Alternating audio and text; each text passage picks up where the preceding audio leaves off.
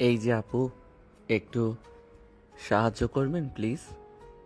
জি বলুন, কি সাহায্য? আসলে আমি নতুন ভর্তি হয়েছি, তাই আমি কলা ভবনটি খুঁজে পাচ্ছি না। আপনি যদি একটু সাহায্য করতেন। কলা ভবন? অর্থাৎ অনার্স প্রথম বর্ষের ভবন? মানে তুমি আমার ছোট? ছোট হতেই পারি, এটা স্বাভাবিক, তাই অবাক হওয়ার কিছুই নেই। আচ্ছা আসো, তোমাকে কলা ভবনটা দেখিয়ে দেই। জি চলুন। আচ্ছা তোমার নাম কি? আমার নাম নাহিদ হাসান, সবাই দীপ বলে ডাকে। বাহ, সুন্দর নাম। আপনার ব্যাপারে তো কিছু বললেন না। আমি আরিশাত সুলতানা, অনার্স ফাইনাল ইয়ার। মানে আপনি আমার 2 বছরের সিনিয়র? অবাক হওয়ার কি আছে, সিনিয়র তো হতেই পারি। তোমার কথাই তো। না মানে আমি তা বলিনি, আমার সিনিয়রদের একদম ভালো লাগে না। কেন? কারণ এই সিনিয়রগুলা সবসময় র্যাগিং নিয়ে পড়ে থাকে, সবাইকে জ্বালায়। এগুলো আমার একদম পছন্দ না। কিন্তু আপনি অনেক ভালো। আমি ভালো এটা কিভাবে বললে? আমি তো সিনিয়র, তাই না? আমি তো খারাপও হতে পারি। না, আপনি খারাপ না। আপনি হয়তো একটু রাগী, কিন্তু আপনার মনটা অনেক ভালো। না জেনে এত কিছু কিভাবে বলছো? সব সময় জানার প্রয়োজন হয় না, কিছু জিনিস এমনিতেই অবাক হয়। আরে কথা বলতে বলতে তো চলে এসেছি, এই যে এটাই হচ্ছে কলা ভবন। ঠিক আছে আপু, ধন্যবাদ আপনাকে। আরে সমস্যা নেই, যাও, আর কোনো সমস্যা হলে আমাকে বলো। ঠিক আছে আপু। দীপ ঢুকে গেল কলা ভবনে, কিন্তু আরিশা তখনও সেখানে দাঁড়িয়ে আছে। ভাবছে ছেলেটার কথার ধরন, ছেলেটার হাসি, সব কিছু মিলে আরিশা এই প্রথম কারোর উপর ক্রাশ খেলো। তখন তার ভাবনা ভাঙে তার বান্ধবীদের কথায়। কি রে আরিসা, এটা কি হলো তোর? আশেপাশে অত কোনো ছেলে আসতে ভয় পায়, আর এই ছেলেটা এসেই তোর সাহায্য নিয়ে নিল। আরে তেমন কিছু না, নতুন ভর্তি হয়েছে তো তাই কিছু জানে না। তোর কথা আমার কেন জানি ঠিক মনে হচ্ছে না। আবার জুনিয়র ছেলের প্রেমে টেমে পড়ে গেলি নাকি? ছেলেটাও কিন্তু খারাপ না। তুই কি পাগল? ছেলেটা আমার 2 বছরের ছোট। এই ছোট তো কি হয়েছে, ভালোবাসা কখনো বয়স মানে না। শিলার কথাই আরিশা চুপ হয়ে যায়। তখনই ক্লাসের বেল বাজে, তাই তারা ক্লাসে চলে যায়। ক্লাস শুরু হয়, কিন্তু আরিশা ক্লাসে মনোযোগ দিতে পারছিল না। তার মাথায় শুধু দ্বীপে সেই মন করা হাসি। চলুন আরিশার ক্লাস শেষ হতে হতে আমরা আমাদের আজকের নায়ক নায়িকার পরিচয় জেনে আসি। আমাদের নায়িকা আরিশা সুলতানা, লম্বা ফর্সা ও ঘন হালকা কালো চুলের অপরূপ সুন্দরী। সে শহরের ধনী ব্যবসায়ী মিস্টার সামিরের মেয়ে। তাছাড়া মিস্টার সামির আরিশার ভার্সিটির সভাপতি, তাই আরিশা পড়াশোনায় ফাঁকিবাজি হলো সেই ভার্সিটির তার দাপট অনেক। আরিশাকে সেই ভার্সিটির সবাই ভয় পায়। অন্যদিকে আমাদের নায়ক নাহিদ হাসান দীপ, লম্বা ফর্সা, ঘন চুল আর সেই মন কাড়া হাসি, যা আজকে আমাদের নায়িকাকে ফিদা করে দিয়েছে। দীপের পরিবারের পরিচয় গল্পের সাথে থাকুন, তাহলেই জানতে পারবেন। তাহলে এবার গল্পে ফিরি। ভার্সিটিতে দীপের দ্বিতীয় সপ্তাহ। সে আজ লাইব্রেরিতে এসেছে, বইয়ের তাক ঘেটে কিছু খুঁজছে। হঠাৎ পাশ থেকে পরিচিত কণ্ঠ ভেসে আসে। যে দীপ, কি খুঁজছো এত মন দিয়ে? আরে আপনি? না মানে আমাদের স্যার একটা প্রজেক্ট দিয়েছেন, তো তার জন্য কিছু রেফারেন্স খুঁজছি। বাহ, তুমি তো দেখি বেশ সিরিয়াস ছাত্র। ফার্স্ট ইয়ারে এমনটা কমই দেখা যায়। আসলেই আমার অভ্যাস এমন, নতুন জায়গায় এসে নিজেকে প্রমাণ করতে ইচ্ছে করে। এই কথাটা ভালো বললে। নিজের জায়গা নিজেকেই তৈরি করে নিতে হয়। ঠিক বলছেন। আপনি কি বই খুঁজছিলেন? আমি তো লাইব্রেরিতে এসেছিলাম একটু শান্ত সময় কাটাতে, কিন্তু এখন মনে হচ্ছে আজ লাইব্রেরিটাও বেশ শব্দময়। আমার জন্য? হয়তো। আপনার হাসিটা অনেক সুন্দর, জানেন। অত মিষ্টি কথা বলো না দীপ, বিপদে পড়বে। বিপদ যদি এমন হয় তাহলে প্রতিদিন আসতে রাজি আছি। দুজনেই হেসে ফেলে। কিছুক্ষণের জন্য দুজনের চোখে চোখ পড়ে। একটা অদ্ভুত নীরবতা যেন চারপাশ থেমে গেছে। আচ্ছা শোনো, তোমার ক্লাস কখন?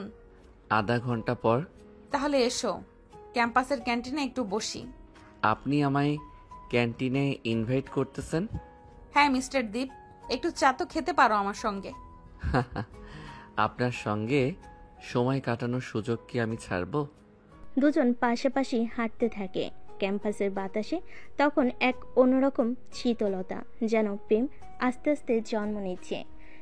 আরে আরিসা, আজ তো দেখি লাইব্রেরিতেই রোমান্স সুবাস ছড়াচ্ছে। ওই দ্বীপ, ছেলেটার সঙ্গে কি মিষ্টি মিষ্টি কথা বলছিলি শুনলাম, কি ব্যাপার? তোরা কি স্টকের মতো আমার পেছনে পেছনে ঘুরিস নাকি? কবে থেকে আমার ব্যক্তিগত কথায় ঢুকলি? দূর, বেশি রাগ করিস না, আমরা তো তোর ভালোই যাচ্ছি। আর একটা কথা বলি, ছেলেটা কিন্তু দেখতে যেমন কিউট তেমন মেজাজ জবরদস্ত। আর তোর চোখে যেভাবে তাকাচ্ছিল না, যেন জীবনের মানে খুঁজে পেয়েছে। ও শুধু মিষ্টি কথা বলতে জানে, ওসব ছেলেদের থেকে দূরে থাকাই ভালো। আহ, নিজের মনেই হার মেনে গেছিস, এখন বাহানা করছিস? মানে জুনিয়র হোক আর সিনিয়র, তোদের মধ্যে যে কিছু একটা হচ্ছে তার চোখে পড়েই যায়। ওর হাসিটা খুব আলাদা। ওমা, প্রেমে পড়ে গেছিস বুঝি? প্রেম না, হয়তো ভালো লাগা। আমি নিজেও বুঝতে পারছি না। বুঝতে পারবি, সময় দে নিজেকে। তবে একটা কথা, তুই চাইলে আমরাও ব্রেকআপ দিচ্ছি। আর হ্যাঁ, মনে রাখিস, বয়স কখনোই ভালোবাসায় বাধা না। তিন বান্ধবী হেসে হেসে হাঁটতে থাকে, আর আরিশার মনি তখনও দ্বীপের মিষ্টি কথাগুলো গুনগুন করে বাজছে। ভার্সিটির বার্ষিক সাংস্কৃতিক অনুষ্ঠান, পুরো ক্যাম্পাসের রং যেন রঙিন হয়ে উঠেছে। গাছের ডালে ডালে ঝুলছে রং বেরঙের বাতি, ছাদ থেকে ব্যানার, আর মঞ্চের চারপাশে ব্যস্ত সাউন্ড সেট। এক একটা বিভাগ থেকে শুরু হয়েছে শেষ মুহূর্তের প্রস্তুতি। দীপ একটা কর্নারে দাঁড়িয়ে একটু নার্ভাস হয়ে নিজের গলার আওয়াজ মিলাচ্ছিল। তার হাতে একটা কাগজ গানের কথা লিখে রেখেছে যেন ভুল না যায়। ঠিক তখনই পেছন থেকে, তুমি তো দেখছি একদম সিরিয়াস হয়ে গেছো। আপনি? ও আপু, মানে আরিশা আপু, আপনি এখানে? আমি তো সংস্কৃতি কমিটির কোঅর্ডিনেটর। তোমরা জুনিয়ররা কি করছো না দেখলে চলে? আমি একটা গান গাইবো, একটু টেনশন লাগছে, সবাই তো নতুন। ভয় পেও না, আমি জানি তুমি ভালো করবে। আপনি পাশে থাকলে ভয় অনেকটাই কেটে যায়। বেশ তো, তাহলে আজ গান আমাকে নিয়েই গাও। যদি আপনি মনে করেন গানটা আপনার জন্য, তাহলে অবশ্যই। আরিশা হেসে ফেলে। দ্বীপের চোখে চোখ রাখতেই যেন সময়টা থেমে যায়। সেই মুহূর্তেই সাউন্ড সিস্টেম থেকে ভেসে আসে দ্বীপের নাম। এখন আমাদের বিভাগের নতুন সদস্য দীপ পরিবেশন করবে একটি গান। দীপ মঞ্চে উঠে দাঁড়ায়, চারপাশের হালকা আলো তার উপর পড়ে। একবার চোখ বুলিয়ে নেয় দর্শকের উপর, তার চোখ গিয়ে থামে আরিশার চোখে। গান শুরু হয়, একটি মেলোডিয়াস প্রেমের গান। তুমি কাছে আসো আর হারিয়ে যাই, তোমার চোখে মিশে যাই। সবার করতালির মাঝে শেষ হয় গান। দ্বীপের ঠোঁটে হাসি, চোখে এক ধরনের প্রশান্তি। সে তার অনুভূতির গানে ঢেলে দিয়েছে, আর কেউ একজন ঠিক বুঝেও ফেলেছে। নিচে দাঁড়িয়ে আরশা যেন হঠাৎ করেই আবেগে তলিয়ে যায়। তার বুকের ভিতর কেমন যেন হালকা কাঁপন। রিমা ও শিলা তখনই পাশে এসে দাঁড়ায়। আরিসা, তুই দাঁড়িয়ে কি ভাবছিস একা একা? হ্যাঁ রে, চেহারা দেখে তো মনে হচ্ছে কেউ তোর মন চুরি করে নিয়ে গেছে। ছাইরাও তোরা, এমন কিছু না। ওহো, মানে কিছু একটা হয়েছে, তাও আবার স্বীকার করবি না? দ্বীপের গান শোনার পর থেকে তোর চোখে কেমন যেন আলাদা ঝিলিক দেখছি রে। গানটা সত্যি সুন্দর ছিল। ছেলেটার গলায় যে এত আবেগ থাকবে ভাবতেই পারিনি। শুধু গলায় নয়, চোখেও ছিল। তোর দিকে তাকিয়ে গাল গাইলো পুরোটা সময়। আমি তো বলি রে আরিশা, তুই প্রেমেই পড়েছিস। পাগল হোস না, ছেলেটা আমার জুনিয়র, 2 বছরের ছোট। প্রেম কি কখনো বয়স দেখে হয় রে? ভালো লাগাটা তো অনুভবের। আর তুই তো সেই অনুভবের গান শুনে পাথরের মতো দাঁড়িয়েছিলি। সত্যি বলতে ছেলেটার সততা, সরলতা, ব্যবহার আর আজকের গানটা সব মিলিয়ে ওর মধ্যে এক অদ্ভুত আকর্ষণ আছে।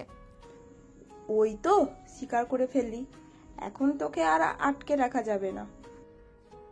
দেখিস, আজ না হোক কাল ওই দ্বীপই তোর জীবনে ঝড় তুলে দেবে। ঠিক তখনই মঞ্চ থেকে দীপ নিচে নামে আর ওদের পাশ দিয়ে হেঁটে আরিশার সামনে দাঁড়ায়। গান কেমন লাগলো আরিশা আপু? খুব ভালো, মনে হচ্ছিল তুমি অনুভব করেই গাচ্ছিলে। কারণ আমি সত্যিই অনুভব করছিলাম গানটা আপনার জন্যই গেয়েছি। আমরা একটু দূরে যাই রে রিমা। হ্যাঁ, এখানে তো আবহাওয়াটা একটু বেশি রোমান্টিক হয়ে যাচ্ছে। আজকে আপনার জন্য গান গেয়ে অনেক হালকা লাগছে, মনে হচ্ছে আপনি আমার ভরসা। এতটা গুরুত্ব দেওয়ার কিছুই নেই দীপ, আমি তো শুধু। আপনি শুধু না, অনেক কিছু। আমার কাছে আপনি প্রথম একটা ভালো লাগা। তুমি এখনো ছোট। বয়সে ছোট হতে পারি, কিন্তু ভালোবাসা বোঝার বয়স পার করে এসেছি। আরিশা কিছু বলার আগে সাংস্কৃতিক অনুষ্ঠানের শেষ ঘোষণা ভেসে আসে মাইকে, কিন্তু তাদের মাঝে তৈরি হয় সেই চোখের ভাষা। বুঝে নিতে দেরি হয় না, তাদের গল্প শুরু হয়ে গেছে। আরিসা, ট্যুরের লিস্টে তোর নাম দিচ্ছি তো। হ্যাঁ রে, এইবার কোনো অজুহাত চলবে না, তুই আসবি। যাই বা না যাই এখনো ঠিক করিনি, এত ঝামেলা লাগে ট্যুরে গেলে। ঝামেলা না, রোমাঞ্চ বল। আর তোর তো এখন বিশেষ কারণ আছে যাওয়ার। বিশেষ। দ্বীপ, ট্যুর মানেই তো খোলা মাঠ, ঝিরিঝিরি হাওয়া আর জুনিয়র ক্লাসের এক্সট্রা টাইম। ছাইরাও তোরাও না, একদম অবুঝের মতো কথা বলিস। ও মাই গড, এখন বলছিস? তেমন কিছু না রে বাপ, রে বাপ, আজকাল তো তুই সেজে গুজে ভার্সিটিতে আসিস। দ্বীপের ক্লাস শিডিউল মুখস্থ করে রাখিস, সে কোন করিডোর দিয়ে আসে তাও জানিস। বাস কর তোরা, আর যদি শুনে ফেলে? তো শুনলে কি, ভালোই তো।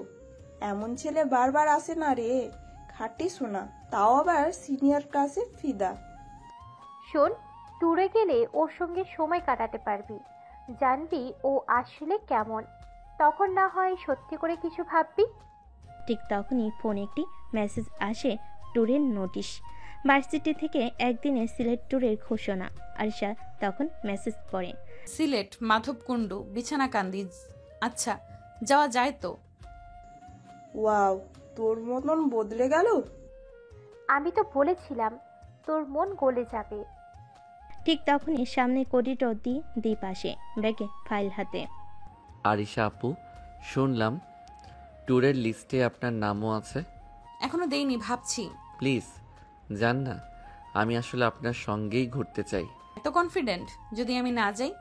তাহলে আমিও যাব না।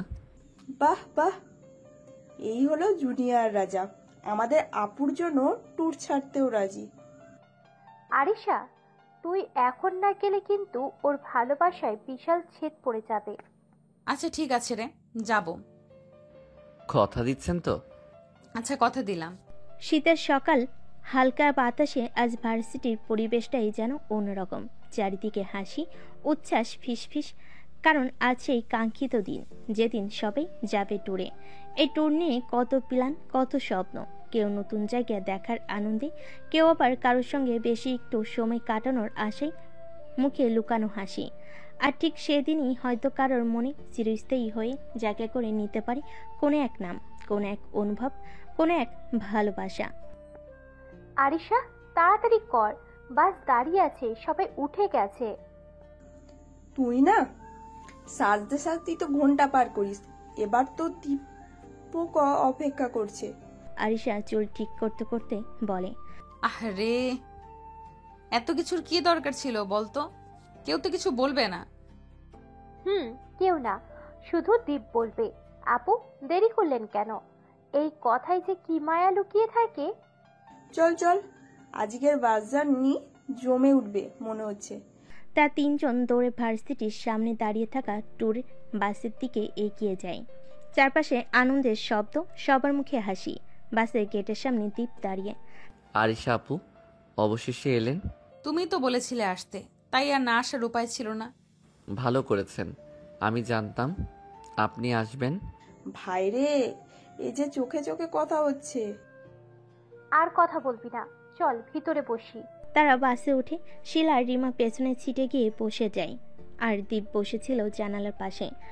পাশে ফাঁকা সিটটা ধরে রেখেছি। আপু, আপনি এখানে বসবেন? আমি এখানে? হ্যাঁ, আপনি না বসলে তো আমার সফরটাই অপূর্ণ থেকে যাবে। আরশা তখন একটা মুচকি হাসি দিয়ে দীপের পাশে বসে পড়ে। ঠিক আছে, বসি, তবে একটা শর্তে। বলুন। সারা রাস্তা তুমি আমাকে বিরক্ত করবে না। অসম্ভব, আপনি পাশে থাকলে চুপ থাকা যায় নাকি? বাস চলতে শুরু করে, জানালার পাশ ভেসে আসে সকালের আলো, ঠান্ডা বাতাসে আরিশার চুল উঠছে। দীপ তাকিয়ে তাকে অবাক হয়ে। কি দেখছো এইভাবে?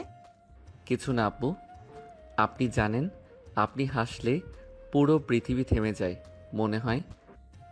আবার শুরু করলে? সত্যি বলছি, আজকের সকালটা আপনার জন্যই এত সুন্দর লাগছে। বাসে গান বাজে, সবার মধ্যে হই হুল্লোড়, কিন্তু দীপ আর আরিশার চারপাশটা এক অদ্ভুত নীরব ভালো লাগে ভরে থাকে। টুর এই একটা শব্দই যেন এক নতুন উত্তেজনার জন্ম দেয়। ব্যস্ত শহরের ব্যস্ততা, ভার্সিটি ক্লাস আর পড়াশোনার চাপ থেকে কয়েকটা দিনের মুক্তি। কিছু দিনের জন্য হলো সবে নিজেদের মতো করে বাঁচতে চায়। ছেলেমেয়েরা দল বেঁধে ঘোরাঘুরি, নতুন জায়গা দেখা আর মনের কোণে লুকিয়ে রাখা কথাগুলো বলে ফেলার উপযুক্ত সময় এই ট্যুর। ঘণ্টাখানেকের জার্নি শেষে তাদের বাস এসে থামে নির্ধারিত স্পটে। পাহাড়ে ঘেরা একটা ছোট্ট রিসোর্ট, যেখানে চারিদিকে সবুজ সমারোহ, বড় বড় গাছ, পাখির কলতান আর হালকা ঠান্ডা বাতাস যেন মনটা একেবারে জুড়িয়ে দেয়। জায়গাটার সৌন্দর্য দেখে প্রথমেই সবার চোখ বড় বড় হয়ে যায়। কেউ ছবি তুলতে ব্যস্ত, কেউ বা জায়গাটা নিজের চোখে যে অবাক। আরে রিমা, জায়গাটা কি সুন্দর না? আমি তো প্রেমে পড়ে গেলাম একেবারে। আহা, জানালার পাশে বাগান, এক পাশে ছোট্ট ঝর্ণা, মনে হচ্ছে কোনো সিনেমার সেটে এসে পড়েছি। এখন বুঝলাম এত হইচই করে ট্যুরে আসার মানে কি। একদম নিঃশব্দ শান্ত জায়গা। আপু, জায়গাটা কেমন লাগছে আপনার? এক কথায় স্বপ্নের মতো। আমি কখনো এত সুন্দর জায়গায় আসিনি। আপনার চোখের মতো? তুমি আবার শুরু করলে? দীপ তো আপুকে একদম হজম করতে পারছে না রে, কোথায় কোথায় প্রেম ঝরায়। এইভাবে চোখে চোখে প্রেম হলে রিসোর্টেই যদি বাসর বসে যায়, আমি কিন্তু ছবি তুলবো। তোরা চুপ কর, কিছু বললেই এখন প্রেমের ট্যাগ দিয়ে দেয়। সবে ব্যাগপত্র নিয়ে নামছে। রিসোর্টের লোকজন রুমগুলো ভাগ করে দিচ্ছে। রুমগুলো ছোট হলেও বেশ সাজানো। জানালার পাশে দাঁড়ালে দূরে সবুজ পাহাড় দেখা যায়। প্রতিটা জানালা যেন আলাদা এক ছবির ফ্রেম। আরিশা, আমাদের রুমটা দেখেছিস? জানলার পাশে গাছের সারি, তার পেছনে পাহাড়, কি সুন্দর রে। ক্যাম্প ফায়ারটা কোথায় হবে জানিস? এমন জায়গায় যদি ক্যাম্প ফায়ার না হয়, তাহলে এই ট্যুরটাই বৃথা। সবাই রুমে গিয়ে ফ্রেশ হয়ে নিচ্ছে। কয়েকজন ঘুরতে বের হয়েছে আশেপাশে। রিসোর্টের ভেতরে ছোট্ট একটা কফি শপ আছে। দীপ সবার থেকে একটু দূরে দাঁড়িয়ে ক্যামেরা হাতে কিছু ছবি তুলছে, কিন্তু তার ক্যামেরার লেন্স যতই ঘুরুক, চোখটা আটকে গেছে একজনের উপরেই, আরিশা। ওই কি করছো এখানে দাঁড়িয়ে? কিছু না আপু, জায়গাটা এত সুন্দর, ভাবলাম কিছু ছবি তুলে রাখি। আমার দিকেই ক্যামেরা কেন? কারণ আপনি এই জায়গার সবচেয়ে সুন্দর দৃশ্য। তুমি এত সাহস কই পেলা? সাহস না আপু, মনের কথা বললাম শুধু। আপনার অনুমতি ছাড়া ছবি তুলে ফেলেছি, মাফ করবেন। পরে আমারে সব ছবি দেখাবে। যদি একটা ছবিতেও খারাপ দেখি তাহলে কিন্তু ফোন ভেঙে ফেলবো। ঠিক আছে, আপনি ছবির বিচারক, আমি ফটোগ্রাফার। চারিদিকে যেন একটা স্নিগ্ধ শান্ত পরিবেশ। সবার মাঝে হাসি, রোমাঞ্চ, কিছুটা টেনশন। কার কাকে নিয়ে কি ভাবছে সেটা নিয়ে ফিসফাস। আর দীপ আরিশা এই দুটা চরিত্র একে অপরকে বোঝার এক নতুন অধ্যায় পা রেখেছে। চোখে চোখে যতটুকু বলা যায় তারা যেন ঠিক ততটুকুই বলছে। কথা না বলেও যেন অনেক কিছুই বলা হয়ে গেছে। আরিশা, চল রুমে যাই, আবার কিছুক্ষণ পরে নিচে সবাই মিলে ঘুরতে বেরোবো। চল। পাহাড়ের কোলে দাঁড়িয়ে থাকা সেই ছোট্ট রিসোর্টে এক নীরব অনুভব জমে উঠেছে। ট্যুরের এই শুরুটা যেন গল্পের এক নতুন ভাগ। বাকি দিনগুলোতে কি হবে, একসাথে সময় কাটানো, হাসি ঠাট্টা আর কিছু অজানা অনুভব কি আর একটু গভীর হবে? ট্যুর মানেই শুধু ঘোরাঘুরি না, তার সঙ্গে জমে ওঠা আড্ডা, হঠাৎ করে ঘটে যাওয়া হাসির কাণ্ড কাহিনী আর কিছু মনে রাখার মতো মুহূর্ত। আর এই পূর্বে ঠিক তেমনই এক ঘটনা ঘটল যা সবার সারা জীবনই মনে রাখবে, বিশেষ করে দীপ। সন্ধ্যা হতে আর বেশি দেরি নেই, সবাই রিসোর্টের পেছনে খোলা মাঠে জড়ো হয়েছে। কিছুজন ব্যস্ত ক্যাম্পফায়ার প্রস্তুতিতে, কেউ ছবি তুলছে, কেউ বা গিটার বাজিয়ে গলা ছেড়ে গান ধরেছে। আরিসা, এই ট্যুরের ছবি তো দিয়েই একটা অ্যালবাম বানাবো রে। আমাদের এত হিট লুক দেখলে তো ইনস্টাগ্রামও হিংসা করবে। আগে তো ছবি তুলতে দে, তুই না সামনে দাঁড়ালে পুরো ব্যাকগ্রাউন্ডটাই ঢেকে যায়। এই রিমা, অতটাও মোটা না আমি। তোরা কি থামবি না একবার? এই সময় দীপ হাতে একটা ড্রোন নিয়ে আসে।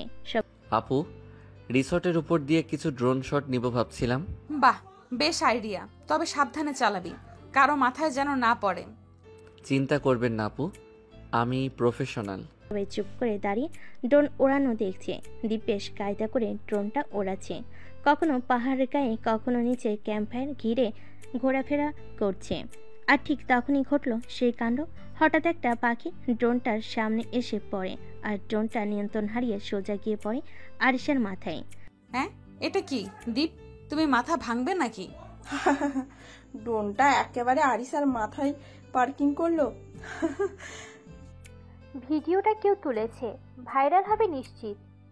আপু সরি, আমি তো বুঝতেই পারিনি। তুই তো বললি প্রফেশনাল। আপু, আজ থেকে আর বলবো না, আমি পাকা পাগল। এখন থেকে ওর নাম ড্রোন বয় দ্বীপ। আর আরিশা হলো হেলমেটলেস হিরোইন। হাসিতে রোল উঠেছে, সবাই এমন হেসে ফেল যেন অনেক বছর পর পেট ভরে হেসেছে। দীপ এক হাতে কান চেপে ধরে ক্ষমা চাইছে, আর আরিশা মুখ গম্ভীর করে তাকিয়ে আছে, তবে তার চোখের কোনো একটু হাসি রেখা। ঠিক আছে, মাফ করে দিলাম, তবে এক শর্তে।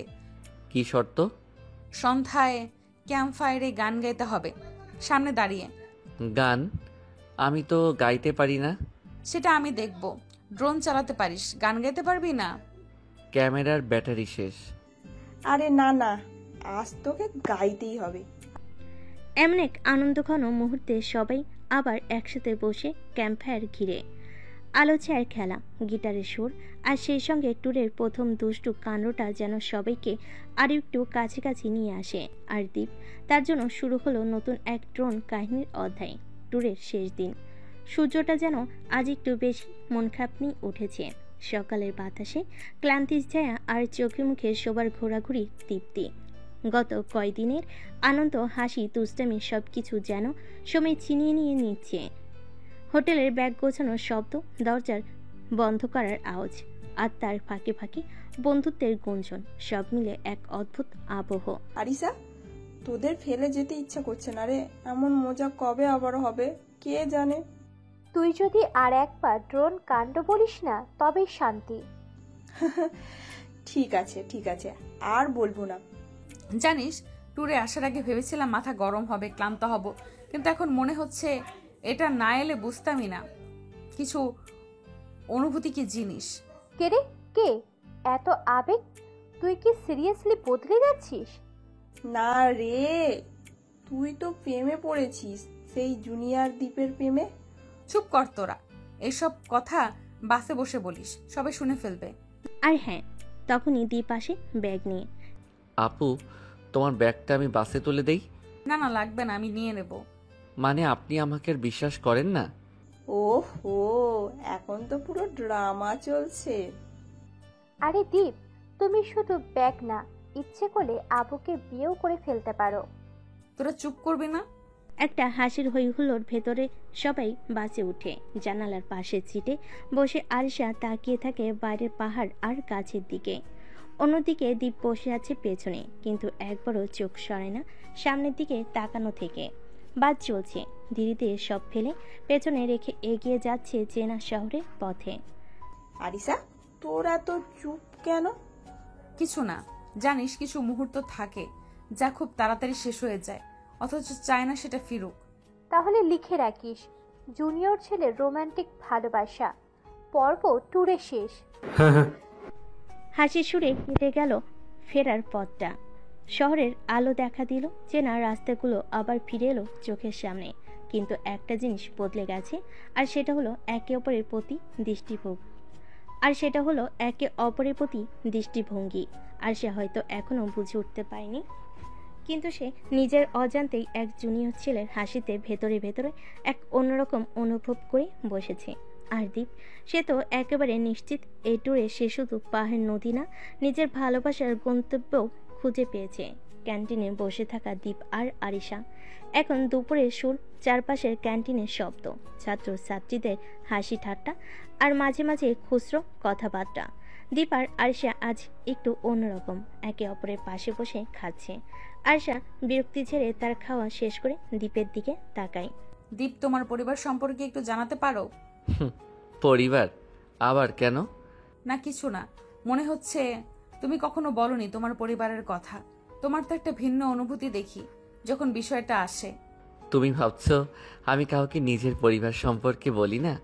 হ্যাঁ, মাঝে মাঝে মনে হয় তুমি কিছুটা দূরে থাকো। সব কিছু সময়ের সাথে আসবে আপু। পরিবার, হ্যাঁ, সে একটা বড় কথা, এখন আর বলার সময় হয়নি, কিন্তু একদিন বলবো, যখন তুমি ঠিক বুঝতে পারবে। আশা কিছুটা চুপ হয়ে যায়, তার চোখে একটা প্রশ্নবোধক দৃষ্টি। দীপের কথা শুনে তার মনে কেমন যেন একটা অস্বস্তি তৈরি হয়, কিন্তু দীপ একসময় নীরব হয়ে কফি থেকে এক চুমুক নেয়। এমন সময় দীপ যেন কিছু ভাবতে থাকে, চোখ বন্ধ করে কিছু মুহূর্তের জন্য অতীতে চলে যায়। ফ্ল্যাশব্যাক। দীপ যখন ছোট ছিল, তার জীবন একদমই অন্যরকম ছিল। তার বাবা মা ছিল ধনী, শহরের বড় ব্যবসায়ী, সব কিছু ছিল আদর্শ, কিন্তু কিছু বিষয় ছিল যা দীপকে কখনোই বুঝতে দেওয়া হয়নি। একটা সময় যখন সে 17 বছর বয়সী ছিল, তখন তার বাবা মা তার উপর খুব চাপ দিতে থাকে। দীপ, তুমি জানো আমাদের পরিবার কি চায়? তোমার পড়াশোনা, তোমার ভবিষ্যৎ, এটা তোমারই দায়িত্ব। তুমি আমার ছেলে কি না আমার সন্দেহ। তুমি সবসময় আমাদের কথা শোনো না, তোমার কি একটু দায়িত্বশীল হওয়া উচিত নয়? আমার মনে হয় তোমাকে দুনিয়াতে আনাই আমার ভুল হয়েছে। এই কথাগুলো ছিল দীপের মনের উপর চেপে বসা সেই কঠিন সময়। দীপ চেয়েছিল একটু স্বাধীনতা, নিজের পথ চলতে চেয়েছিল। তবে তার বাবা মা খুবই প্রতিকূল হয়ে ওঠে। দীপ খুবই খারাপ সময় পার করতে থাকে। তাকে পড়াশোনা, ক্যারিয়ার আর পারিবারিক নিয়মগুলো মানতে জোর করা হয়। একদিন অনেক কথা কাটাকাটি হওয়ার পর দীপ তার পরিবারকে ছেড়ে চলে যায়। দীপের দাদিমা তাকে অনেক ভালোবাসতো। তিনি বলেছিলেন দীপ একদিন ফিরবে। দীপ নিজেকে মনে মনে বলে, পারিবারিক ভালোবাসা থাকলেও এখানে কোনো স্বাধীনতা ছিল না। তারা ভাবতো আমাকে তাদের মতোই চলতে হবে, কিন্তু আমি জানতাম আমি নিজে একটা পথ বানাতে পারি। এরপর দীপ নিজের পায়ে দাঁড়াতেই নিজের পথ খুঁজে নিতে ভার্সিটিতে ভর্তি হয় এবং জীবন নতুন করে শুরু করে। দীপের কাছে বাবা মায়ের এই ব্যাপারটা বড় নয়, বরং নিজের সিদ্ধান্ত আর স্বাধীনতা তার কাছে সবচেয়ে গুরুত্বপূর্ণ ছিল। কিন্তু পরিবারের সাথে দূরত্ব তৈরি হওয়ার জন্য তার মনে এক ধরনের শূন্যতা ছিল, একটা খালি জায়গা যা কখনো পূরণ হয়নি। ফ্ল্যাশব্যাক শেষ। দীপ তার অতীত থেকে বের হয়ে আসে। ক্যান্টিনে আরিশার দিকে তাকিয়ে কিছুটা নিশ্চুপ হয়। আরিশাও তার দিকে চেয়ে থাকে, কিন্তু সে আর কিছু বলে না। আরিশা দীপের অভিব্যক্তি দেখে বোঝে দীপের জীবনে এমন কিছু আছে যা এখনো পুরোপুরি শেয়ার করতে প্রস্তুত নয়। আচ্ছা, তুমি যখন খুশি তখন আমাকে বলবে দীপ, কিন্তু মনে রেখো আমি আছি। ধন্যবাদ আপু।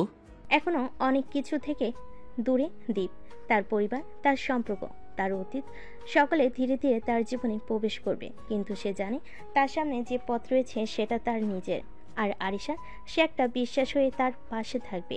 যদিও দীপ জানে তার জীবনে কষ্ট আর যন্ত্রণা আছে, তবে এখন সে একজন বিশেষ বন্ধুর কাছে আছে, আরিশা। সময়ের সঙ্গে মানুষের মনে দূরত্ব কমে যায়, ঠিক যেমনটা হলো দীপ আর আরিশার মধ্যে। ক্যান্টিনে সেই কথোপকথনের পর আরিশার মনে দীপের জন্য একটু আলাদা অনুভূতি কাজ করা শুরু করলো। আগে যে ছেলেটাকে সে শুধুই ক্লাসমেট মনে করত, এখন সে তার আচরণ, চুপচাপ থাকা আর মাঝে মাঝে গভীর চোখে তাকানো, সবই যেন আলাদা কিছু বলছে। আরিশা দীপের পিছনে দাঁড়িয়ে বলে, তুমি এখানে একা বসে আছো? আপনি? আপু হ্যাঁ, একটু হাওয়া খাচ্ছিলাম। তুমি মাঝে মাঝে এত গম্ভীর হয়ে থাকো কেন দীপ? আসলে কিছু ব্যাপার থাকে যেগুলো মুখে বলা যায় না। আমি বুঝি, কিন্তু মাঝে মাঝে তো বলা উচিত, তাই না? দুজনের মাঝে আজ আর আগের মতো দূরত্ব নেই। আগে আপনি তুমি বা কথায় জড়তা সব যেন মিলিয়ে যাচ্ছে চোখে চোখে তাকানোর মাঝখানে। আর সে এখন দীপকে পড়ে সময় পাশে বসে হেল্প করে, পড়ার সময় পাশে বসে হেল্প করে। আর সে এখন দীপকে পড়ার সময় পাশে বসে হেল্প করে। দীপ আর আগের মতো দূরত্ব বজায় রাখে না। আরশার এক টুকরো হাসি এখন তার দিনের অনেকটুকু সময় জুড়ে থাকে। একদিন লাইব্রেরিতে। তুমি কবে থেকে আমার এত আপন হয়ে গেলে দীপ? আপন? আমি তো বরাবরই আপন হতে চেয়েছি আপু। তুমি আর এই আপু বলো না তো, কেমন যেন অদ্ভুত শোনায় এখন।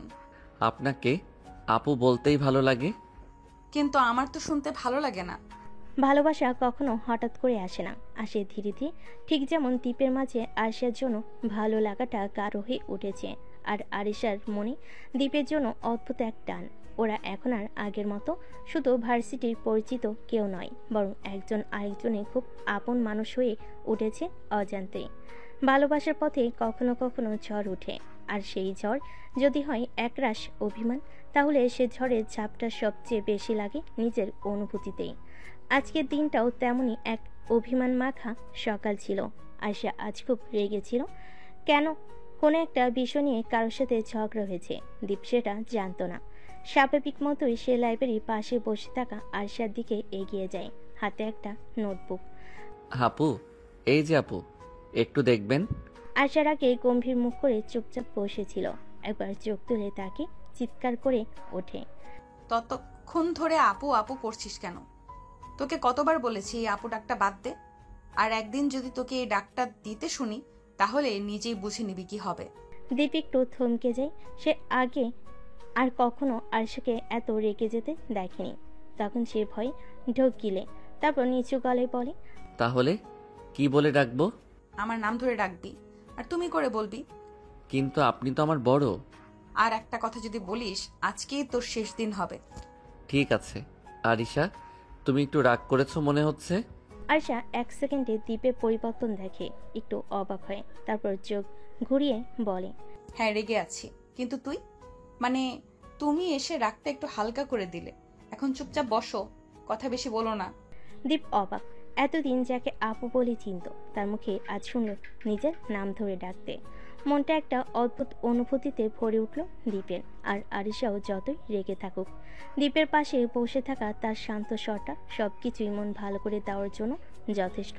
দুজনেই চুপচাপ বসে রইল, হয়তো বাহিরটা চুপ, কিন্তু ভেতর ভেতরে অনেক কথাই বলছিল। ওদের চোখ, ওদের না বলা অনুভূতি। ভালোবাসা কখনো হুট করে ছুঁয়ে যায়, কখনো ধীরে ধীরে মনের গভীরে জায়গা করে নেয়। কিছু সম্পর্ক নিজের নিয়মে গড়ে ওঠে, কারোর অনুমতির অপেক্ষা করে না। দীপ আর আরিশার সম্পর্ক ঠিক তেমনই, ধীরে ধীরে একটু একটু করে একে অপরের দিকে ঝুঁকে পড়েছে। আর সেই সম্পর্কের একটি ছোট্ট বাঁক নিয়ে আজকের গল্প। লাইব্রেরির এক কোণে বসে আছে দীপ, চোখে চিন্তার চাপ, মনে একটা অদ্ভুত অস্থিরতা। হাতে বই, কিন্তু পাতাগুলো নাড়ানোর মানে নেই, কারণ মনটা অন্য জায়গায় আরশার দিকে। ঠিক তখনই পাশে এসে বসে আরশা। দীপ প্রথমে টের পায় না। এই যে পড়ার মাঝেই কেউ এতটা ভাবনায় ডুবে থাকতে পারে নাকি? দীপ চমকে উঠে বলে, আরে, তুমি কবে এলে? এলাম তো অনেকক্ষণ হলো। তুই এমন ভাব করে বসে আছিস যে কিছু বোঝার উপায়ই নেই। মানে, তুমি ঠিক আছো তো? মানে ওই দিন তো খুব রেগেছিলে। হ্যাঁ রেগেছিলাম, কারণ বারবার আপু আপু শুনতে ভালো লাগছিল না। তুমি বুঝতে পারো না, তোমার মুখে এই ডাকটা আমার কেন জানি না আজকাল কেমন লাগে। সরি, আমি বুঝিনি সত্যি। তুমি যখন রাগ করো, তোমাকে তখনও খুব সুন্দর লাগে। তুমি আবার শুরু করলে? জানো, তুমি এত রেগে যাও কেন? যেটা সত্যি সেটাই তো বলছি। আকাশটা একটু একটু করে মেঘলা হয়ে আসছে, বাইরে হালকা বাতাস বইছে। লাইব্রেরির জানালার কাছে ধাক্কা খাচ্ছে বিকেলের আলো। এই আলোর মতোই ধীরে ধীরে উষ্ণ হয়ে উঠছে তাদের সম্পর্ক। একটা সময় ছিল যখন আপু বলা ছাড়া দীপ কিছুই ভাবতে পারতো না। আর আজ সে ছেলেটি প্রথমবারের মতো নাম ধরে ডাকছে, চোখে চোখ রেখে বলছে তুমি। ভালোবাসা তো এমনই, একটু সাহস, একটু আবেগ আর অনেকটা ভরসা। আজ শুধু সম্পর্কের বাঁধনটা একটু ঘন হলো। সামনের দিনগুলোতে সেই বন্ধন কতটা গভীর হয় তা সময়ই বলবে। ভালোবাসা কখনো চোখে দেখা যায় না, শুধু অনুভবে ধরা পড়ে।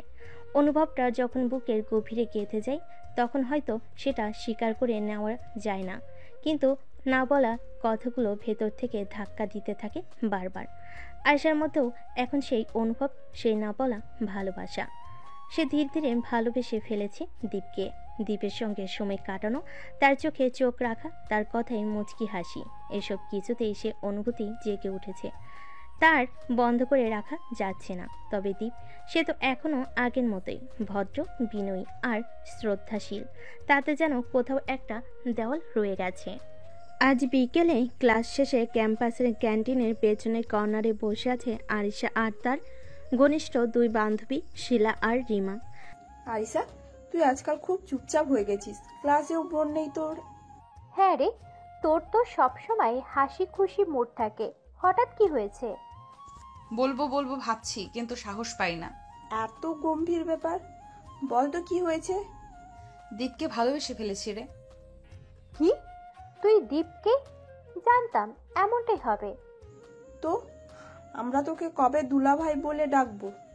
না রে, সে তো সম্মান করে, খেয়াল রাখে, কিন্তু তার চোখে সেই অনুভবটা দেখি না। তুই ওকে ইশারা ইঙ্গিতে কিছু বলিস না? বলি তো, কখনো আচরণে বোঝানোর চেষ্টা করি, কিন্তু দীপ এমন কিছুই বোঝে না। না বুঝেও না বোঝার ভান করে। আমি বুঝে উঠতে পারছি না রে রিমা। শিলা, ওর মনের কথা। তুই ওর মনের কথা না জেনে শান্তি পাবি না, তাই না? পাবো না রে, আমি ওকে শুধু ভালোবাসি না, ওর জন্য চিন্তা করি, ওর পাশে থাকতে চাই। কিন্তু ও যদি আমার সেই অনুভব না বোঝে, তখন কেমন জানি কষ্ট লাগে।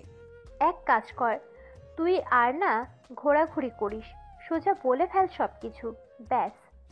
হ্যাঁ, সম্পর্ক একপাক্ষিক হলে কষ্ট বাড়ে, ওকে জানিয়ে দে। তারপর যাই হোক, তুই অন্তত হালকা হয়ে যাবি। ভাবছি রে, সময় হলে বলবো। আরিশার মনে একরাশ দ্বিধা, কিন্তু তবুও একটা বিষয় পরিষ্কার, তার ভালোবাসার নিখাত নির্মল। এখন শুধু অপেক্ষা দীপের একটুখানি সাড়ার। আর সেই সাড়া কিভাবে আসে, আদৌ আসে কিনা, তার সময় বলবে। ভালোবাসা বলা যত সহজ, বোঝানো ততটাই কঠিন। আবার কেউ বুঝেও বোঝে না, হয় ইচ্ছা করে, নয়তো ভয় থেকে। দীপ হয়তো সেই দ্বিতীয় শ্রেণীর, বা হতে পারে সে এক জটিল মনের মানুষ। আজ ক্যাম্পাসে সকালের ক্লাস শেষে ছায়াঘেরা গাছতলায় বসে আছে দীপ আর আরিশা। হালকা বাতাসে দুজনে চুল উঠছে, তবুও পরিবেশটা যেন থমথমে। আরিশা আজ ঠিক করেছে, আর না, আজ অন্তত কিছু একটা বলবেই।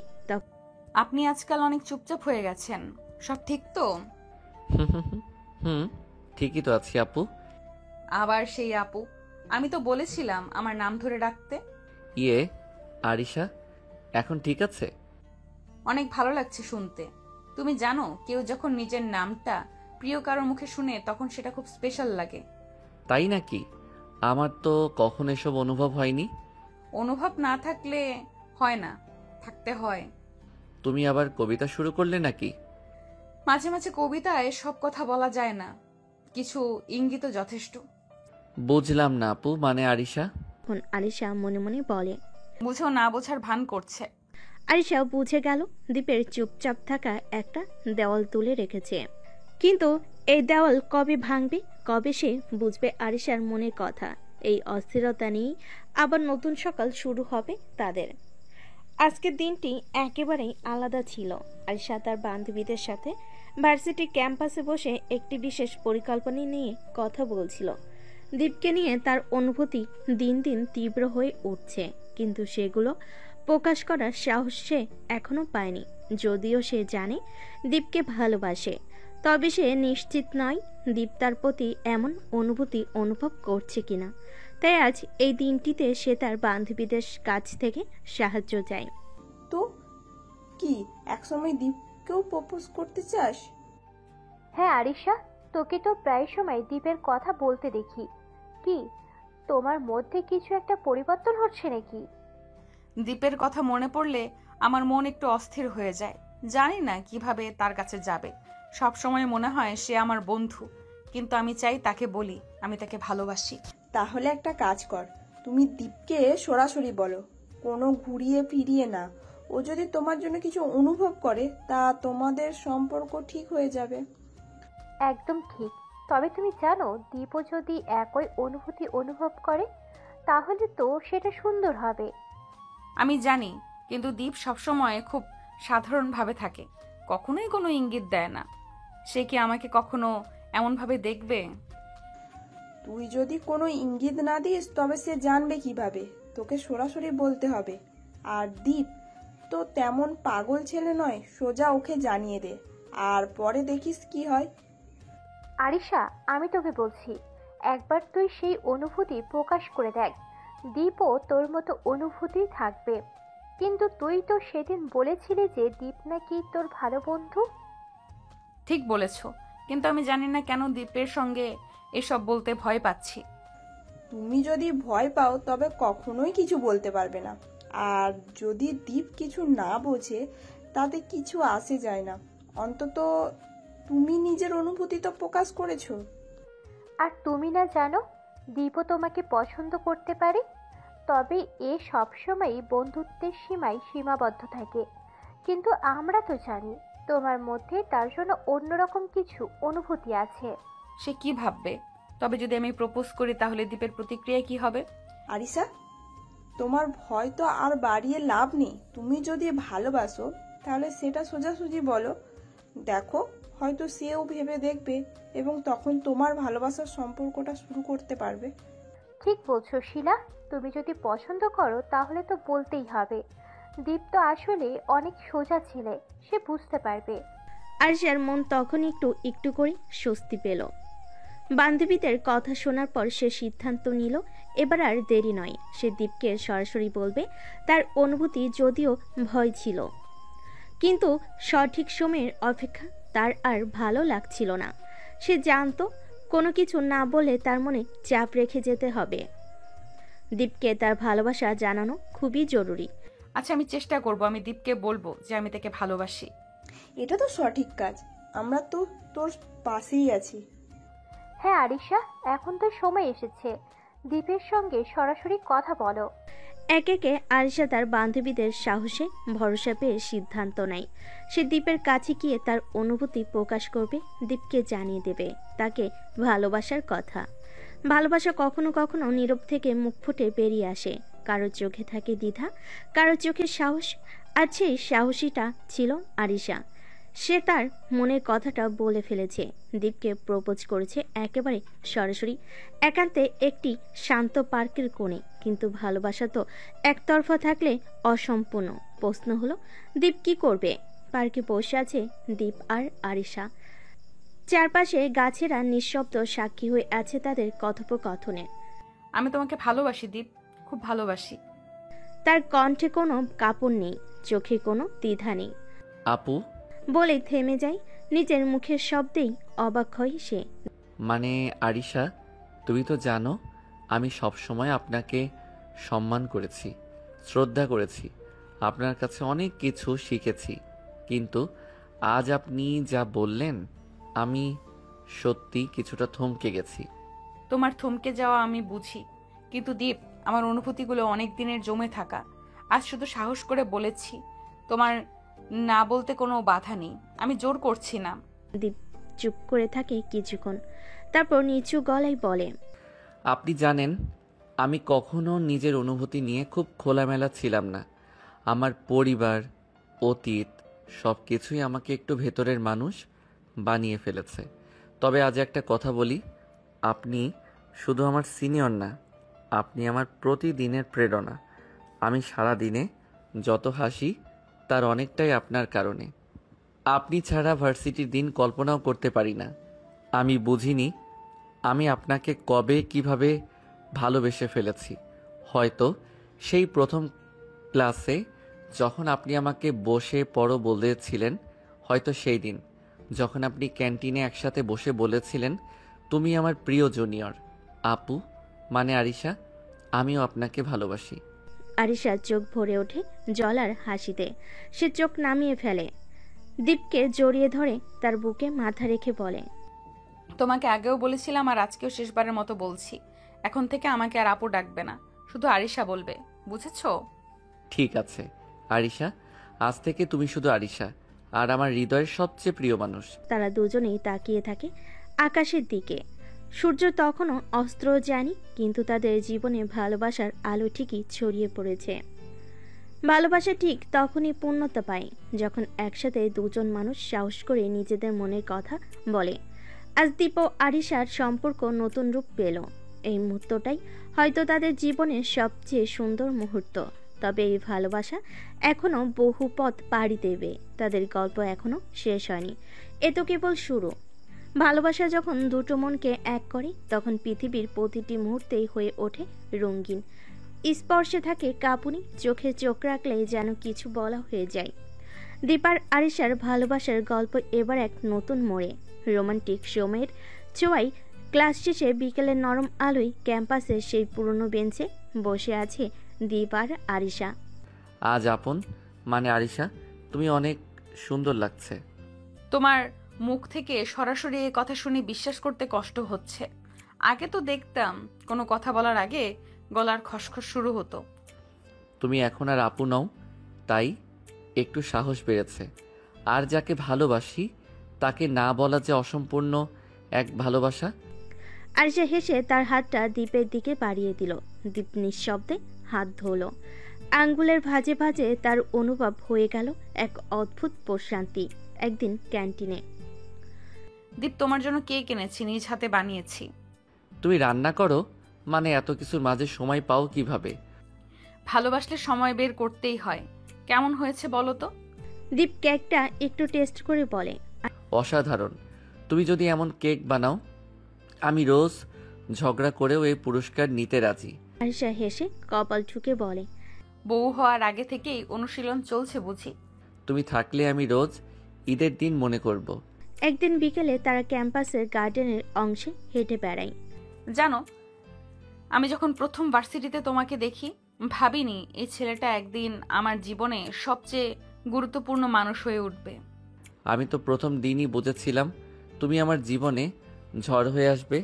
এখন দেখি তুমি ঝড় না, তুমি শান্তির বাতাস। দীপ আরিশার কানে ধীরে ধীরে বলে, তুমি আমার জীবনের সবচেয়ে সুন্দর সিদ্ধান্ত। আরিশার গাল লাল হয়ে যায়। সে চোখ নিচু করে বলে, আমার সবচেয়ে সঠিক ভুল, কারণ আমি জানি এমন ভুল করলে আমি সারা জীবন হাসি মুখে কাটাতে পারবো। এভাবেই কাটছে দীপ আর আরিশার প্রেমময় দিনগুলো। একটু হাসি, একটু ঝগড়া, একটুখানি অভিমান, আর অনেক অনেক ভালোবাসা। তাদের সম্পর্ক দিনে দিনে গভীর হচ্ছে, আর সেই গভীরতাতেই ডুবে থাকছে তারা দুজনে। ভালোবাসা যখন গভীর হয়, তখন তা এক মুহূর্তেই আনন্দ দেয়, আবার এক মুহূর্তেই অবসন্ন করে। দীপ আর আরিশার মধ্যে সম্পর্ক এতটাই ঘনিষ্ঠ হয়ে উঠেছে যে কোনো ছোটোখাটো ভুলও একে অপরকে আঘাত করে। আজ তাদের জীবনে এমন একটি দিন যেখানে ভালোবাসার তীব্রতা এক অন্যরকম অভিমানে রূপ নেয়। কেন দীপ, তুমি আজকে এত সময় নিলে? এই পর্যন্ত তো আমি একা এসেছি। তোমার কি হলো আরিশা? কোথাও যাওয়ার ছিল না তো? আমি তো 1 ঘন্টা আগে রেডি হয়ে বসেছিলাম। ও, আর একটু মনোযোগ দিতে পারো না? আমি তোমার সাথে আসবো বললেই কেন সময় লাগে? শুধু নিজে নিজে তুমি কি আমার অনুভূতিগুলো বুঝতে পারো না? কিন্তু আমি তো তোমার কথা শুনেছি। কিন্তু কেন তুমি এমন হঠাৎ রেগে যাচ্ছ? তুমি না জানো দীপ, আমি যখন কিছু বলি তখন তুমি কেন বেমালুম উপেক্ষা করো? আমার কি প্রয়োজন তুমি বুঝে ওঠো না? কেন সবকিছু এমন চলে যাচ্ছে? তোমার মানে তুমি আমাকে কখনো বোঝাতে চাও না কেন আমাকে এমন একা রেখে যেতে হবে সব সময়? তোমার ভেতরেই কি সমস্যা? কি করব বুঝতেই পারছি না। তুমি আমার কাছে কখনো সময় খুঁজে পাও না।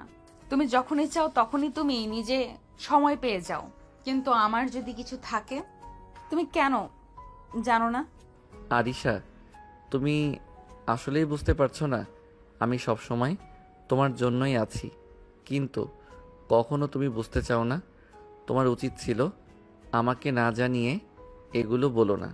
এভাবে দীপ আর আরিশার মধ্যে কথার লড়াই শুরু হয়। তবে এই ভেতরের অভিমান শুধু কথার মাঝেই থেমে থাকে না, থেকে তাদের সম্পর্কের মধ্যে একটা বড় ফাঁক তৈরি করে দেয়। তাদের মধ্যে যা কিছু হচ্ছে তা হয়তো কোনো ভুল থেকে শুরু হয়ে গিয়েছিল, কিন্তু সম্পর্ক যখন এমন গভীর হয়ে ওঠে তখন একে অপরের প্রতি বিশ্বাস ও শ্রদ্ধা আরও গুরুত্বপূর্ণ হয়ে দাঁড়ায়। দীপ আর আরিশা হয়তো জানে না তারা একে অপরকে কতটা চুম্বক শক্তি দিয়ে টানছে। এই টানাপোড়েনই তো আসল পরীক্ষা। কিন্তু তারা কখনোই শিখবে না কিভাবে এই অভিমানকে সামলাতে হবে। তুমি জানো আরিশা, আমি তোমার জন্য কোনোদিন ভুল কিছু করিনি, কিন্তু তুমি কেন মনে করো আমি তোমাকে মিস করছি না? তুমি জানো না দীপ, আমি সেভাবে কিছু বলবো না, শুধু যতটা ভালোবাসি ততটাই মন খারাপ হচ্ছে। তাদের মধ্যে এই অস্পষ্ট কথা আরও কিছুদিন টিকে থাকে, কিন্তু একদিন দীপ আর আরিশা একে অপরকে এরকমের পরিপূর্ণতার সাথে অনুভব করে সবকিছু স্বাভাবিক হয়ে যায়। তাদের সম্পর্কের এই অভিমান, এই দিনগুলোর ব্যথা শেষ পর্যন্ত তাদের একসাথে করে তোলে। এই প্রেম তো গভীর হবে, এমন অভিমানই তাদের একে অপরের কাছ থেকে আরো শক্তিশালী করে তুলবে। ভালোবাসা মানেই তো রাগ, অভিমান, আর সেই অভিমান ভাঙানোর হাজার রঙের চেষ্টায় সাজানো ভালোবাসার সবচেয়ে সুন্দর মুহূর্তগুলো। আজ দীপ ঠিক করেছে আরিশার রাগ ভাঙাবে, কারণ সে জানে এই মেয়ে রাগ করে ঠিকই, কিন্তু মন গলে যাওয়ার জন্য একটুখানি আন্তরিকতা, একটু ছোঁয়া, একটু ভালোবাসা, এতটুকুই যথেষ্ট। দৃশ্য ভার্সিটির এক কোণে বসে আছে আরিশা, মুখ গোমরা, চোখে মুখে অভিমান আর কপালে চিন্তার ভাঁজ। দীপ একটু দূর থেকে চুপচাপ তাকিয়ে থাকে। দীপ চুপি চুপি পেছনে এসে বলে, আপু। আরিশা কোনো উত্তর না দিয়ে মুখ ঘুরিয়ে নেয়। দীপ তার সাথে বসে। আপু বললেই তো রেগে যাও, তাহলে বলি আরিশা। তুমি এখানে এসেছো কেন? আমি তো বলেছি কথা বলবো না। তোমার রাগ যে এত মিষ্টি লাগে তাই দেখতে এলাম। জানো, তুমি যখন রাগ করো তখন তোমার চোখ আরো গভীর হয়। এই গভীর চোখে আমি ডুবে যেতে চাই। তুমি সবসময় এমন করে আমাকে কনফিউজড করো। রাগ করলে কি কাউকে ভালো লাগে? দীপ তখন পকেট থেকে একটা কাগজের চিরকুট আরিশার হাতে দেয়। তোমার রাগটা কাগজে লিখে রেখে দিলাম, যেন বারবার পরে মনে করতে পারি তুমি আমাকে কতটা ভালোবাসো। কারণ রাগ তো শুধু কাছের মানুষদের উপরই আসে। আরিশা চিরকুটটি খুলে পড়ে। তোমার রাগেও আমি প্রেম খুঁজি। তুমি রাগ করে আছো, আমিও ভালোবেসে বসে আছি। তোমাকে হারানোর ভয়ে আমি কোনোদিন রাগ করতে পারিনি। আজ তুমি যদি একটু হাসো, আমি প্রতিটা দিন তোমার চোখে প্রেম খুঁজে ফিরব। তুমি জানো, তোমার এসব কথা শুনলে রাগ ধরে রাখতে পারি না, কিন্তু তুমি কেন এমন করো যে আমাকে রাগাতেই হয়? দীপ আরিশার হাত ধরে বলে, কারণ আমি চাই তুমি রাগ করো, আমি রাগ ভাঙাই, আর প্রতিবার নতুন করে প্রেমে পড়ি তোমার। আর কখনো এমন করো না যেন আমাকে এমন করে কাঁদতে হয়। তোমার চোখে এক ফোঁটা জল মানেই আমার হৃদয়ের ঝড়, আর আমি তো চাই শুধু হাসির ঝিলিকেই তোমার চোখ ভরে থাকুক। আরিশা চুপ করে তার কাঁধে মাথা রেখে বসে পড়ে। আরিশার রাগ ভেঙেছে, দীপের ভালোবাসায় আবার নতুন রং লেগেছে। এই সম্পর্কটা হয়তো কোনো বইয়ের পাতায় লেখা নেই, কিন্তু এই দুজনের হৃদয়ের প্রতিটা স্পন্দনে লেখা আছে এক অসম্পূর্ণ অথচ গভীর প্রেমের গল্প, যা প্রতিদিন একটু একটু করে পূর্ণতা পাচ্ছে। শেষ নয়, ভালোবাসার শুরুটা আজ আরও একটু গভীর হলো। যখন প্রেমে পড়ো তখন এমন কিছু মুহূর্ত আসে যা আপনাকে পুরোপুরি পাগল করে দেয়, কিন্তু কখনো কখনো এসব মুহূর্তটা এতটা হাস্যকর হয়ে ওঠে যে আপনি হাসতে হাসতে গড়াগড়ি খেয়ে ফেলবেন। আরিশা ও দীপ এখন ক্যান্টিনে বসে। দীপ কিছুটা অপ্রস্তুত ছিল, কারণ আজকে তার কোনো কিছুই সঠিকভাবে হচ্ছিল না।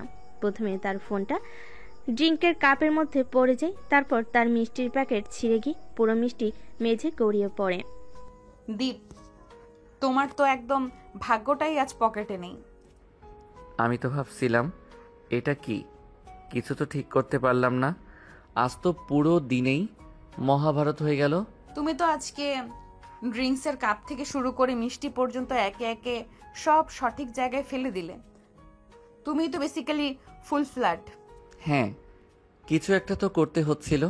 এই মুহূর্তে আমি নিজে নিজে বলছি, অর্থনীতি, ব্যবসা, আর্ট, ড্রিঙ্কিং সবই হতে পারে আমার জন্য। কিন্তু তুমি কি জানো, তুমি যখনই কিছু করতে চাও তখনই সবকিছু উল্টে যায়।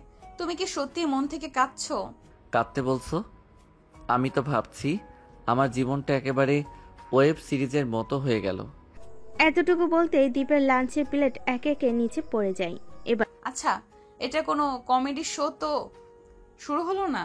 হ্যাঁ, আজকে সত্যি ক্যাম্পাস কমেডি শো শুরু হলো। দীপকে দেখে আরিশার হাসি থামতে যায় না। দীপের উপর পুরো ক্যান্টিনে সবাই নজর পড়েছিল, কারণ সে এবার শুধু না মিষ্টি ড্রিঙ্ক প্লেটই পড়ে যায়নি, এক একে সবকিছুই গড়াগড়ি খাচ্ছিল। তুমি তো গাম্ভীর্যবাদী প্যারাট্রুপার। ক্যাম্পাসে গিয়ে আরো বড় হইলে কি হবে জানি না। আরিশা, তুমি কি জানো আমি একটু দেরি করেই জীবনকে সঠিকভাবে পরিচালনা করতে পারবো? বলো দীপ, তুমি কি জানো তুমি যে সবকিছু মেঝেতে ফেলে দিয়ে আসো, আমি যে হাসি চেপে রাখি, সে হাসির কারণ তো তুমি। আজকের সেই হাস্যকর মুহূর্ত শেষে দীপার আরিশার সম্পর্ক আরো মজাদার হয়ে উঠল। জীবনের নানা মুহূর্ত, কখনো হাস্যকর, কখনো গম্ভীর, তবে সবটাই তাদের সম্পর্কের মধুর অংশ হয়ে গেল। কিছু কিছু মুহূর্ত থাকে যেগুলো চিরকাল মনে গেঁথে যায়। সেই মুহূর্তগুলো শুধু আপনার সম্পর্কের গভীরতা বাড়ায় না, বরং আপনাকে জানিয়ে দেয় যে ভালোবাসা আসলেই কতটা শক্তিশালী হতে পারে। একদিন বিকেলে দীপার আরিশা ভার্সিটির এক নির্জন ক্যাফেতে বসেছিল। সেদিন কিছুটা অস্বাভাবিকভাবে শান্ত ছিল আকাশও, যেন দুজনের জন্যই অপেক্ষা করছিল কিছু বিশেষ মুহূর্ত। দীপ ছিল একটু নিঃশব্দ, আর আরিশা তাকে এক দৃষ্টিতে তাকিয়েছিল, যেন তার মধ্যে কিছু খুঁজে পাচ্ছে। দীপ, কিছু বলো না, তুমি আজকে একটু অন্যরকম লাগছো। কি বলবো, কিছু যেন ভালো লাগছে না আজকে। জানো, অনেক দিন পর মনে হচ্ছে যেন সব কিছু স্থির হয়ে গেছে। স্থির হয়ে গেছো? তুমি কি জানো আমি যে সব সময় তোমার সাথে থাকি, তখনই তো সবকিছু চলমান থাকে দীপ। আরিশা, তুই কখনো কখনো একেবারে মেঘের মতো। আমি যখনই তোমাকে দেখতে পাই সব অন্ধকার দূর হয়ে যায়। তুমি জানো, আমার জন্য তুমি পৃথিবীর সব থেকে সুন্দর। দীপ, তুমি আমার জীবনের সবচেয়ে বড় চমক। আমি যখনই তোমাকে দেখি মনে হয় যেন সব কিছু সম্ভব। তুমি আমার জীবনে সত্যিই অনেক কিছু বদলে দিয়েছো। দীপ আর আরিশা একে অপরের চোখে চোখ রেখে কিছু সময় স্থির দাঁড়িয়েছিল। চারপাশে সিঁড়ির আওয়াজ আর বাতাসের হালকা ঝাপটাও যেন থেমে গিয়েছিল। একটা স্নিগ্ধ নীরবতা ছড়িয়ে পড়েছিল। কিছু বলতে চাইলেও যেন সেই মুহূর্তের মধ্যেই চলে যেতে চাই।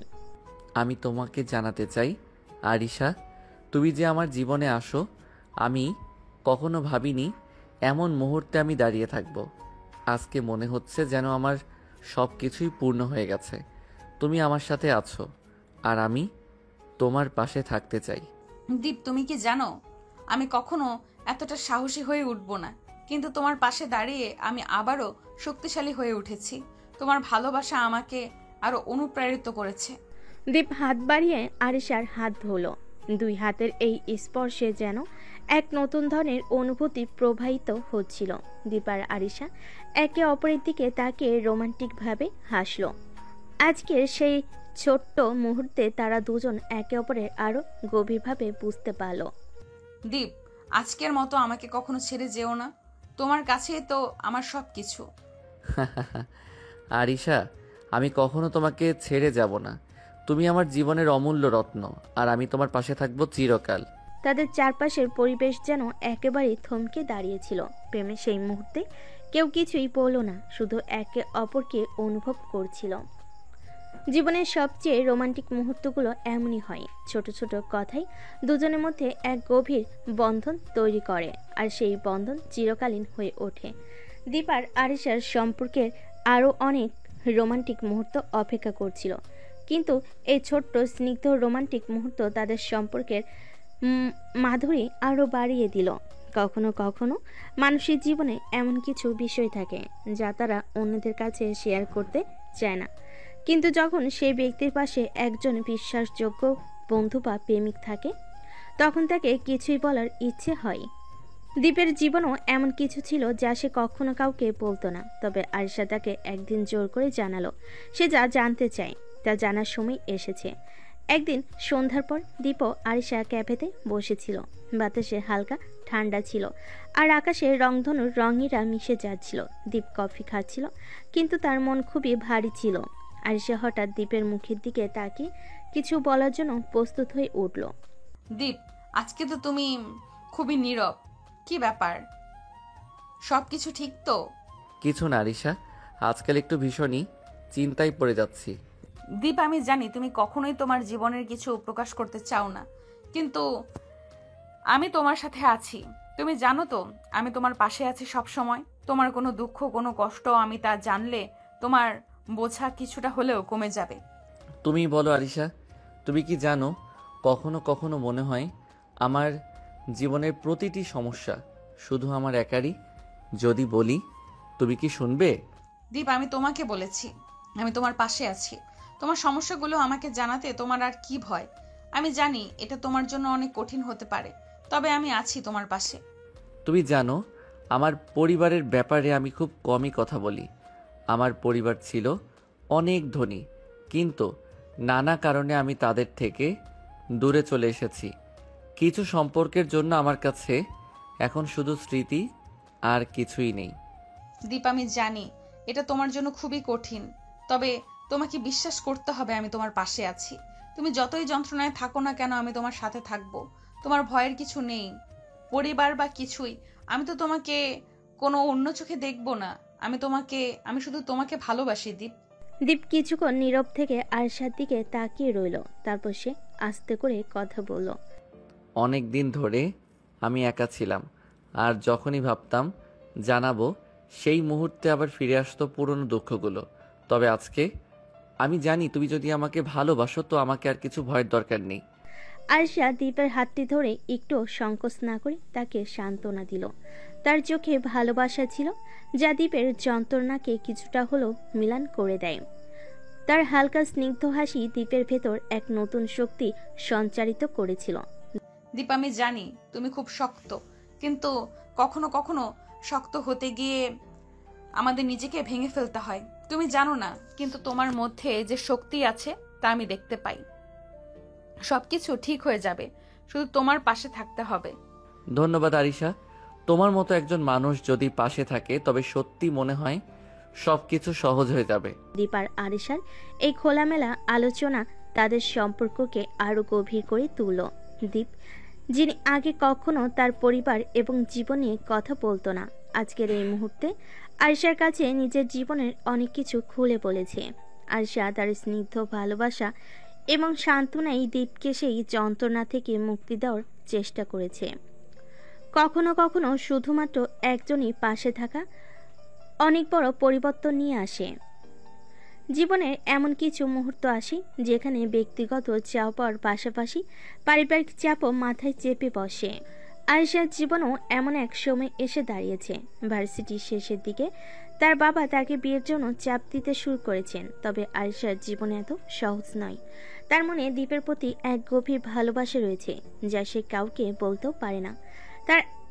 তার জীবনে দুটি পথ, একটি তার পরিবারের সম্মান বজায় রেখে, অন্যটি দীপের সাথে প্রেমের সম্পর্ককে গভীর করে নেওয়া।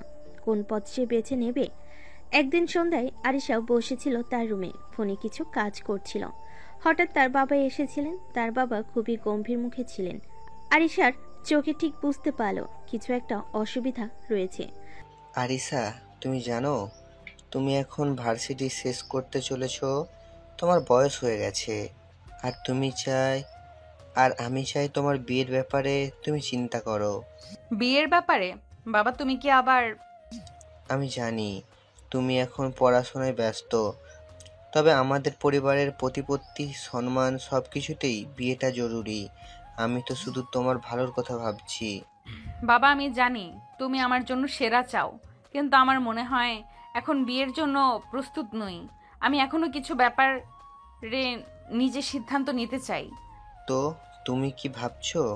তুমি যে কাউকে পছন্দ করো তা কি তোমার কোনো বিশেষ সিদ্ধান্তের সাথে সম্পর্কিত? আরিশা সেদিন মনে মনে অনেক কিছু ভেবেছিল। সে জানতো তার বাবা তার ভালো চাইছেন, কিন্তু সে দীপের সাথে জীবনের নতুন পথ বেছে নিতে চায়। সে গভীরভাবে অনুভব করেছিল যে দীপের সাথে তার সম্পর্ক এমন কিছু যা ভাঙতে পারবে না। দীপ তার জীবনের অমূল্য রত্ন। তবে পরিবার এবং প্রেমের মধ্যে কিভাবে সঠিক সিদ্ধান্ত নেবে, এটা ছিল তার জন্য সবচেয়ে বড় চ্যালেঞ্জ। সময়ের সাথে সাথে আরিশার মনে আসছিল একাধিক প্রশ্ন। কিভাবে সে তার পরিবারকে বোঝাবে যে তার জন্য দীপ সবচেয়ে গুরুত্বপূর্ণ। সেই মুহূর্তে তার জীবনে এক নতুন সিদ্ধান্তের দরকার ছিল, কিন্তু সিদ্ধান্তটি তার জীবনে কতটা প্রভাব ফেলবে সে কিছুই জানতো না। জীবন কখনো কখনো এমন এক রাস্তায় নিয়ে আসে যেখানে আমাদের প্রিয় মানুষদের চাওয়ার সাথে নিজেদের চাওয়ার সংঘর্ষ হয়। আরিশার জীবনে এখন সে সময় এসেছে। তার বাবা, যিনি তার জন্য সবসময় ভালো চান, তাকে বিয়ের জন্য চাপ দিচ্ছেন। তবে আরিশার মন অন্য কোথাও চলে গেছে, দীপের দিকে। কিন্তু সে জানে তার বাবা কখনোই দীপকে গ্রহণ করবেন না, কারণ দীপের অতীত এবং তার পরিবারের অবস্থান কিছুটা সমস্যার সৃষ্টি করবে। তারপরও আরিশা হার মানতে চায় না। সে তার সিদ্ধান্তের পক্ষে আরও বেশি জোর দিয়ে দাঁড়াতে চায়। একদিন রাতে খাবার টেবিলে আরিশা তার বাবা মায়ের সাথে বসেছিল। খাবারের প্লেট সামনে রেখে তার বাবা আবারও বিয়ের প্রসঙ্গ তুললেন। আরিসা, তুমি জানো সময় চলে যাচ্ছে। তোমার বিয়ের ব্যাপারে কিছু একটা সিদ্ধান্ত নাও। আমি জানি তুমি এরকম একটা ছেলে পছন্দ করছো, কিন্তু তার পরিবার, তার পরিস্থিতি তুমি তো জানোই। আর দীপও আমার মনে হয় খুব একটা সুবিধের ছেলে নয়। বাবা, আপনি দীপের সম্পর্কে কিছুই জানেন না। আপনি কিভাবে এটা বলছেন? আমি জানি আরিসা, আমি জানি। তবে তোমার বিয়ের ব্যাপারে তুমি যে ছেলেকে বেছে নেবে সে আমাদের পরিবারের মান সম্মান রক্ষা করতে পারবে কিনা সেটাও তো দেখতে হবে। আর দীপের অতীত। বাবা, দীপের অতীত বা তার পরিবারের অবস্থা আপনার দৃষ্টিতে যাই হোক, সে আমার জন্য সবকিছু।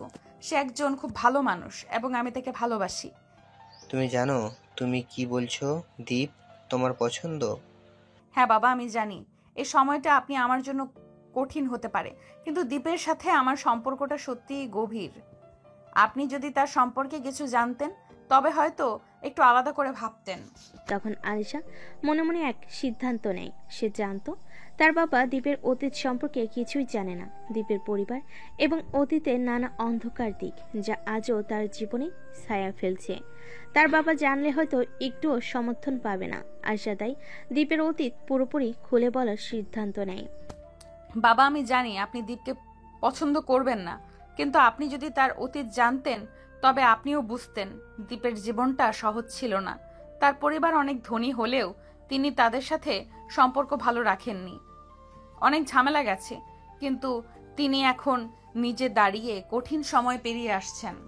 আমাকে শুধু ভালোবাসে না, আমাকে খুব সমর্থনও দেয়। সে একটা ভালো ছেলে। আরিশার বাবা এক মুহূর্ত চুপ করে থাকে। তার চোখে যেন কিছুটা চিন্তা আসে। সে হালকাভাবে বলে, তোমার কথাগুলো শুনে মনে হচ্ছে দীপের মধ্যে কিছু ভালো দিক আছে, তবে আমি এখনো নিশ্চিত না। বাবা, আমি শুধু চাই আপনি নিজে একবার দীপকে জানুন। আমি বিশ্বাস করি আপনি যদি তাকে জানেন তবে আপনি নিজেও তার সাথে এক হয়ে যাবেন। আরিশার বাবা কিছুটা সময় নেন এবং তারপর বলে, ঠিক আছে, আমি দীপের সাথে দেখা করতে রাজি। তবে আমি এটা খুব গুরুত্ব সহকারে বলছি।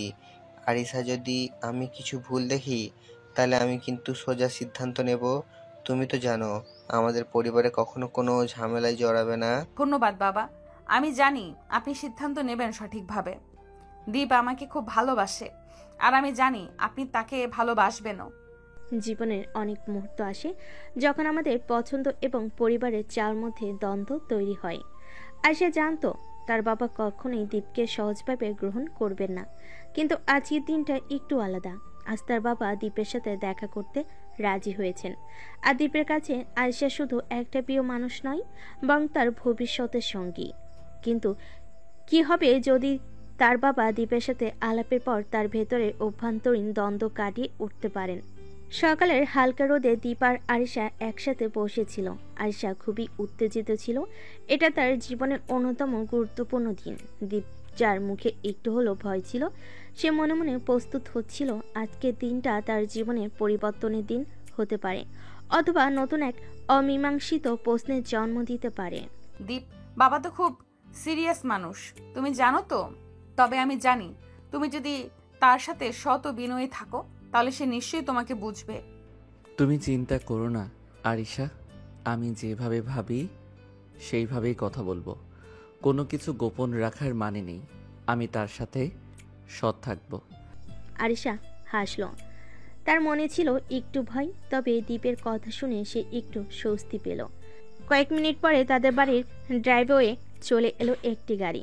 গাড়ি থেকে আরিশার বাবা নামলেন এবং তার মুখোবই খুবই গম্ভীর ছিল। তার বাবা আসার পর আরিশা হালকা হাসি দিয়ে বলে, বাবা দীপ, দীপ এটা আমার বাবা। আপনার সাথে দেখা করতে পেরে খুব ভালো লাগছে আঙ্কেল। আমিও। অল্প সময়ের মধ্যে তারা বসে চা খেতে শুরু করলো। আয়শা চুপচাপ বসে থাকলো, কিন্তু তার চোখে কিছুটা অস্থিরতা ছিল। দীপ কিন্তু খুব শান্তভাবে বাবার সাথে কথা চালিয়ে যাচ্ছিল। স্যার, আমার পরিবার সম্পর্কে আপনি হয়তো জানেন না, তবে আমি পরিবার থেকে আলাদা হয়ে নিজের পায়ে দাঁড়িয়ে আছি। আমার সাথে কিছু শর্ত ছিল, আর তাই আমি নিজের পথ বেছে নিয়েছি। আমি জানি জীবনের কঠিন সময়ের মধ্যে দিয়ে গেছি, কিন্তু আমি কখনো আমার নৈতিকতা ছাড়িনি। ঠিক বলছো। আমি জানি তুমি অতীতের সমস্ত কষ্টের পরও নিজের জায়গায় দাঁড়িয়ে আছো, আর তুমি তোমার ভবিষ্যৎ সম্পর্কে খুব স্পষ্ট। আরিশা তোমাকে খুব পছন্দ করে। আমি দেখছি তার চোখে তুমি কতটা গুরুত্বপূর্ণ। আমি তার সম্পর্কে যতটা জানি তার সাথে আমার সম্পর্কটা অনেক গভীর। আমি তাকে কখনো কষ্ট দিতে চাই না, তবে আমি জানি আমার অতীতের জন্য হয়তো কিছু সমস্যা হবে। আমি আপনার অনুমতি চাইছি স্যার, কারণ আমি সত্যিই তাকে ভালোবাসি। আরশার বাবা কিছুটা ভাবনা চিন্তা করলেন। তিনি কিছুটা সময় নিলেন, তারপর দীপের দিকে তাকিয়ে বললেন, দীপ, তোমার কথাগুলো আমি খুব গুরুত্ব সহকারে শুনলাম। তুমি যে খোলামেলা ও সৎভাবে নিজের কথা বলেছো, আমি তার প্রশংসা করি। তোমার অতীত, সেটা অবশ্যই এক কঠিন সময় ছিল, কিন্তু তুমি নিজেকে গড়ে তুলেছো এবং তোমার লক্ষ্য পৌঁছেছো। তুমি যদি সত্যি আরিশাকে ভালোবাসো, তাহলে আমি তোমার প্রতি সম্মান দেখাবো। তবে মনে রেখো, আমি সবসময় তার পাশে আছি এবং তোমার উপর আমার বিশ্বাস থাকতে হবে। স্যার, আমি আপনার প্রতি শ্রদ্ধা রাখি। আমি আপনাকে কখনো হতাশ করব না। ধন্যবাদ বাবা, আমি জানতাম আপনি সব বুঝবেন। দীপ আরিশার জন্য এই মুহূর্ত ছিল এক অনন্য অনুভূতি। তিনি একটি শুরুর পথে এক ধাপ এগিয়ে যাওয়া, একটি নতুন শুরুর পথে এক ধাপ এগিয়ে যাওয়া, একটি নতুন শুরুর পথে এক ধাপ এগিয়ে যাওয়া। দীপের সাথে আলাপের পর আরিশার বাবা কিছুটা নরম হয়ে গিয়েছিলেন। আরিশা জানতো তার বাবা এখন তাকে এবং দীপকে একসাথে এক নতুন যাত্রায় দেখতে রাজি। এখন শুধুমাত্র সময়ে সিদ্ধান্ত নেবে কতদূর যাবে তাদের সম্পর্ক। কখনো কখনো জীবনের মোড় এমন জায়গায় এসে দাঁড়ায় যেখানে আমরা জানতে পারি আমাদের ভবিষ্যৎ কেমন হতে পারে। আজ আরিশার জীবনে এমন একটি মুহূর্ত এসেছে যখন তার বাবা তার জীবনের অন্যতম গুরুত্বপূর্ণ সিদ্ধান্ত নিতে যাচ্ছেন।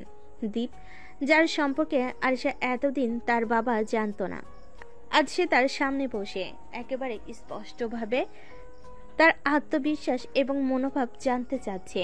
আর তার বাবা, যিনি এখনো পর্যন্ত সবসময় তার সিদ্ধান্তে শক্ত ছিলেন, আজ দেখবেন দীপকে। তবে আরিশার বাবা জানতেন যে জীবনে কোনো কিছু অর্জন করতে হলে সঠিক সময় সঠিক সিদ্ধান্ত নিতে হবে।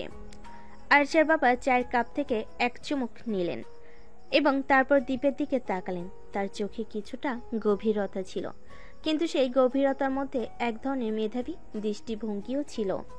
দীপ, তুমি আমাকে যা বলছো তা আমি ভালোভাবে বুঝেছি। আমি জানি তুমি আরিশাকে ভালোবাসো, তবে আমি চাই যে তুমি এখন আরও কিছু সময় নিয়ে পড়াশোনাটা শেষ করো। তোমার জীবনের সব সময়টা খুবই গুরুত্বপূর্ণ। তোমার শিক্ষা শেষ হলে আমি তোমাদের জন্য সিদ্ধান্ত নিতে প্রস্তুত। আমার তো একটা মেয়ে, সে যেহেতু আমার চোখে সেরা, সুতরাং আমি চাই যে সে এমন একজন মানুষকে সঙ্গী হিসেবে পাবে যে তার পাশে দাঁড়াতে পারে এবং তার জন্য প্রস্তুত থাকবে। বাপ, আপনি রাজি হচ্ছেন? আমি কখনোই তোমার ভালোর বিরুদ্ধে কিছু করিনি।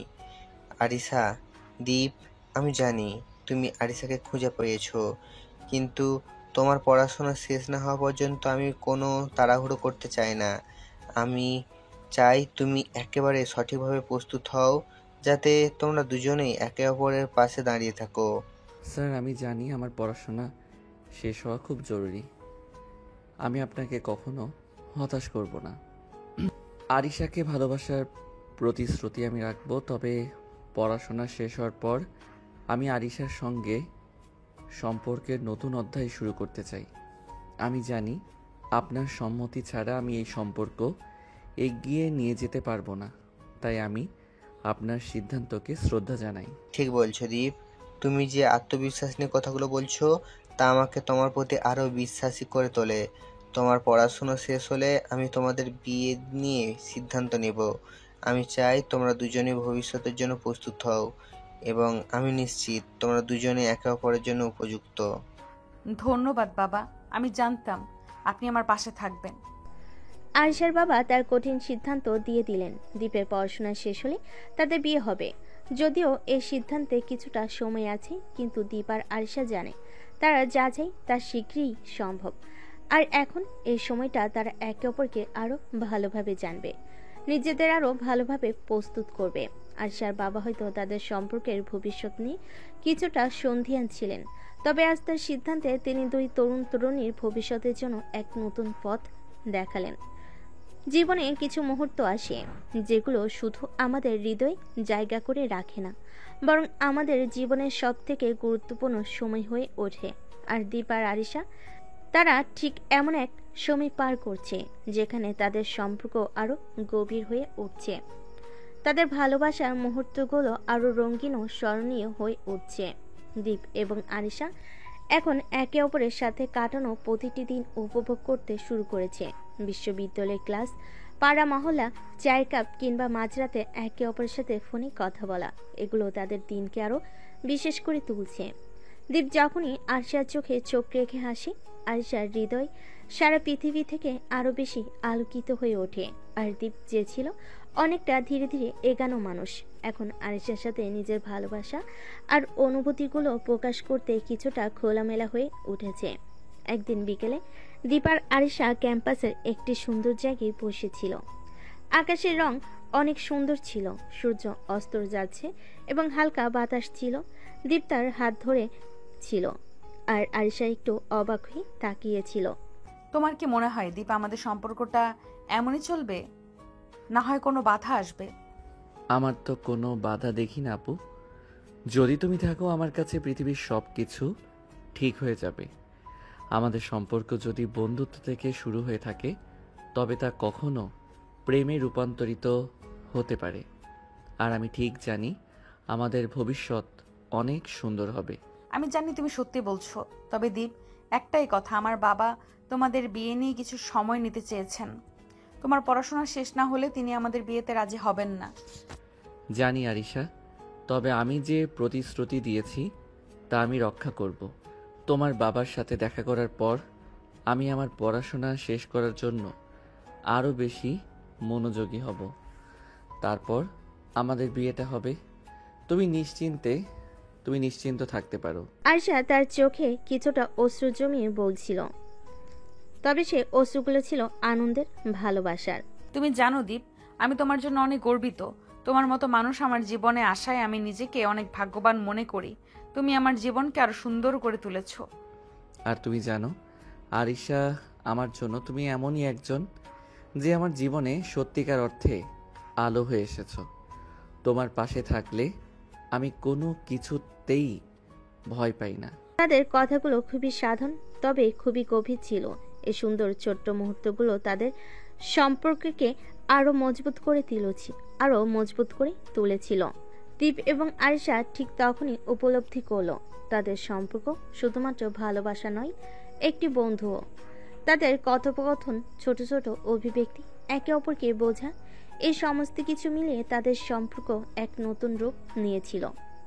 সেদিন আরিশার বাবা যে সিদ্ধান্ত নিয়েছিলেন তা তাদের জীবনের মিষ্টি দিনগুলোকে আরো সুন্দর করে তুলেছিল। তারা জানে তাদের সম্পর্কের পথে কোনো বাধাই আর তাদের ভালোবাসার পথকে থামাতে পারবে না। আর এভাবেই তাদের জীবনে দিনগুলো অতিক্রম হতে থাকে।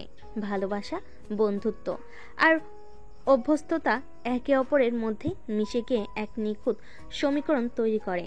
আর দীপ আর আরিশা একে অপরের পাশে দাঁড়িয়ে তাদের জীবনের আগামী দিনগুলোকে আলোকিত করে চলেছে। 1 বছর কেমন করে চলে গেল। আজ দীপের ফাইনাল ইয়ারে পরীক্ষা শেষ হয়েছে। দীর্ঘ 1 বছর অপেক্ষার পর তাদের জীবনে এবার নতুন অধ্যায় শুরু। আরিশা আর দীপ দুজনের সম্পর্ক এখন নতুন বাঁকে পৌঁছেছে। তাদের জীবনের সবচেয়ে বড় দিন তাদের বিয়ের দিন একেবারেই কাছে। দীপ আজ অনেক উচ্ছ্বাসিত। আরিশার সাথে কাটানো প্রতিটি মুহূর্ত তার মনে সোনালি আলোর মতো ছিল। পরীক্ষার চাপ শেষ, আর এখন তার জীবনের সবচেয়ে গুরুত্বপূর্ণ কাজ বিয়ের প্রস্তুতি শুরু। দীপ জানে এটা শুধু তার নয়, আরিশার জীবনেরও সবচেয়ে বড় মুহূর্ত হতে চলেছে। আরিশা যদিও অনেকটা সময় ধরে অপেক্ষা করেছে, আজ তারও মন একটু নরম হয়ে গেছে। দীপের সাথে তার জীবনের সেরা দিন শুরু হবে। বিয়ের প্রস্তুতি নিয়ে এখন তাদের পরিকল্পনা চলছে। তো আজকে তো সব শেষ, এখন বিয়ের জন্য প্রস্তুতি শুরু করব। তুমি কি প্রস্তুত আরিশা? আরে আমি তো একদম প্রস্তুত, কিন্তু তুমি কিভাবে সাজবে জানো? তোমার তো শখ ছিল বড় ধরনের একটা বিয়ের আয়োজন করতে। হ্যাঁ, তবে আমি চাই আমাদের বিয়েটা হবে এমন যেটা আমরা দুজন মনে রাখবো সারা জীবন। খুব বড় না, তবে আমাদের মতোই তোমার পছন্দের কিছু জিনিস হবে। এবং অবশ্যই আমি চাই আমাদের বিয়ের পুরো আয়োজনটাতে তোমার ছোঁয়া থাকুক। আরিশা চুপ করে ভাবছিল। দীপের কথায় তার মনে একটা প্রশান্তি এসে পৌঁছেছিল। জানো দীপ, আমি সবসময় ভাবতাম আমাদের বিয়ে খুব সাধারণ ধরনের হবে, কিন্তু তোমার কথা শুনে মনে হচ্ছে আমাদের জন্য এই ছোট্ট সাদামাটা আয়োজনই যথেষ্ট। সঠিক মানুষ, সঠিক সময়, সঠিক জায়গা, আর সবচেয়ে বড় কথা আমাদের একে অপরের পাশে থাকা। দীপ আলতো করে আরিশার হাতে হাত রেখে বলে, হ্যাঁ আরিশা, তুমি থাকলে সবার থেকে বড় কিছু আর কি চাই। আমাদের বিয়েটা ছোট হয়তো, কিন্তু আমাদের ভালোবাসা এত বিশাল।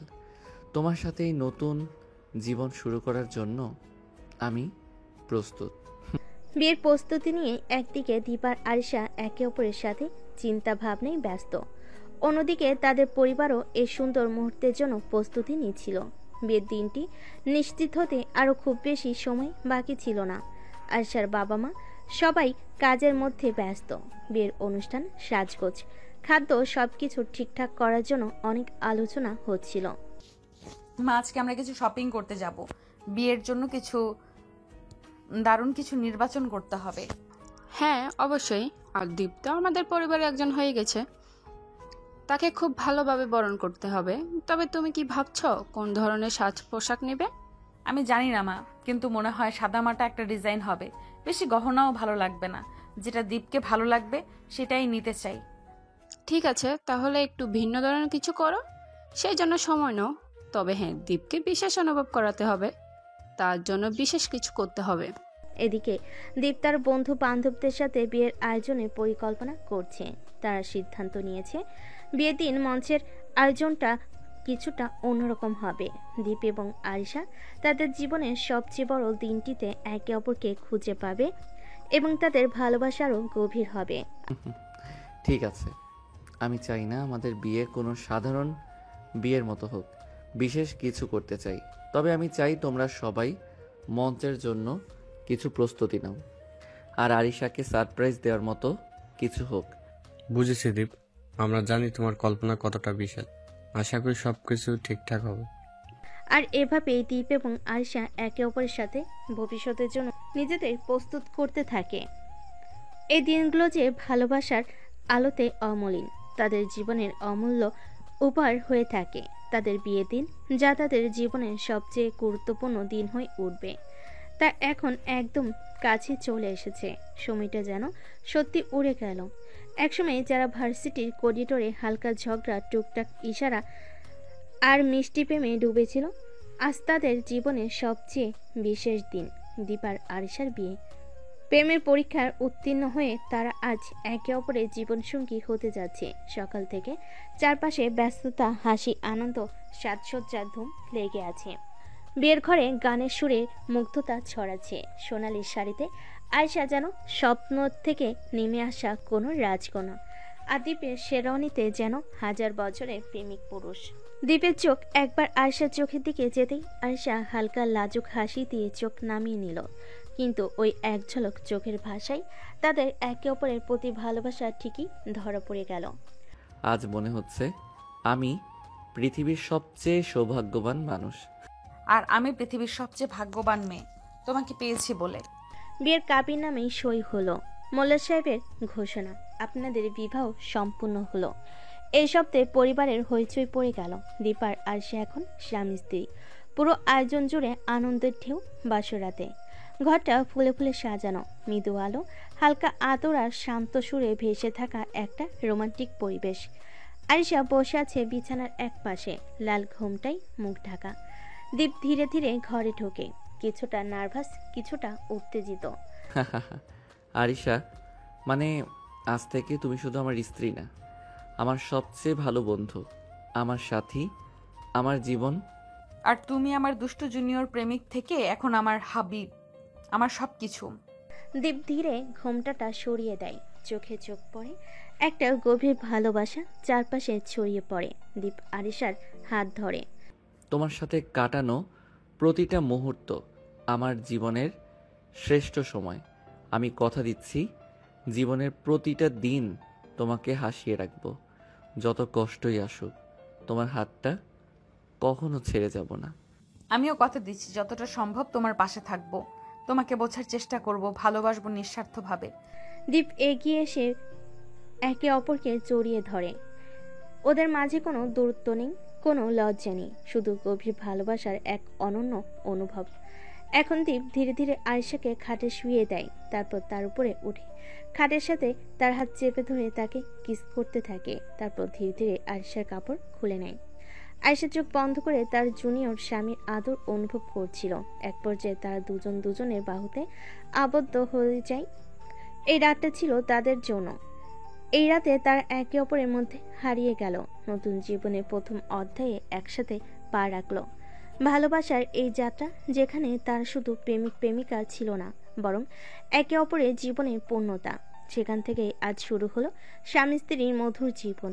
এই রাতে শুধু ফুলের সুবাস ছিল না, ছিল মনের গভীর থেকে আসা বিশ্বাস, ভালোবাসা আর একসাথে থাকার প্রতিশ্রুতি। তাদের নতুন জীবন শুরু হলো। ভালোবাসার সত্যিকারের গল্প এখন শুরু। 2 বছর পর দ্বীপের সাফল্য আরিশার ছায়ের মতো সঙ্গ। সময় কখনো থেমে থাকে না। মুহূর্ত পেরোয় দিনে, দিন পেরোয় বছরে। সেই ছোট্ট দ্বীপ যার চোখে স্বপ্ন ছিল বড় কিছু হবার, যার পাশে ছিল একজন ছায়ের মতো সঙ্গী আরিশা, আছে একজন সফল বিজনেসম্যান। আর এই যাত্রায় প্রতিটা ধাপ, প্রতিটা বাধা, সব পেরিয়ে তার হাতটা যিনি শক্ত করে ধরে রেখেছিলেন, তিনি আরিশা। সকাল 9টা। দীপ নিজের অফিসে কেবিনে বসে আছে।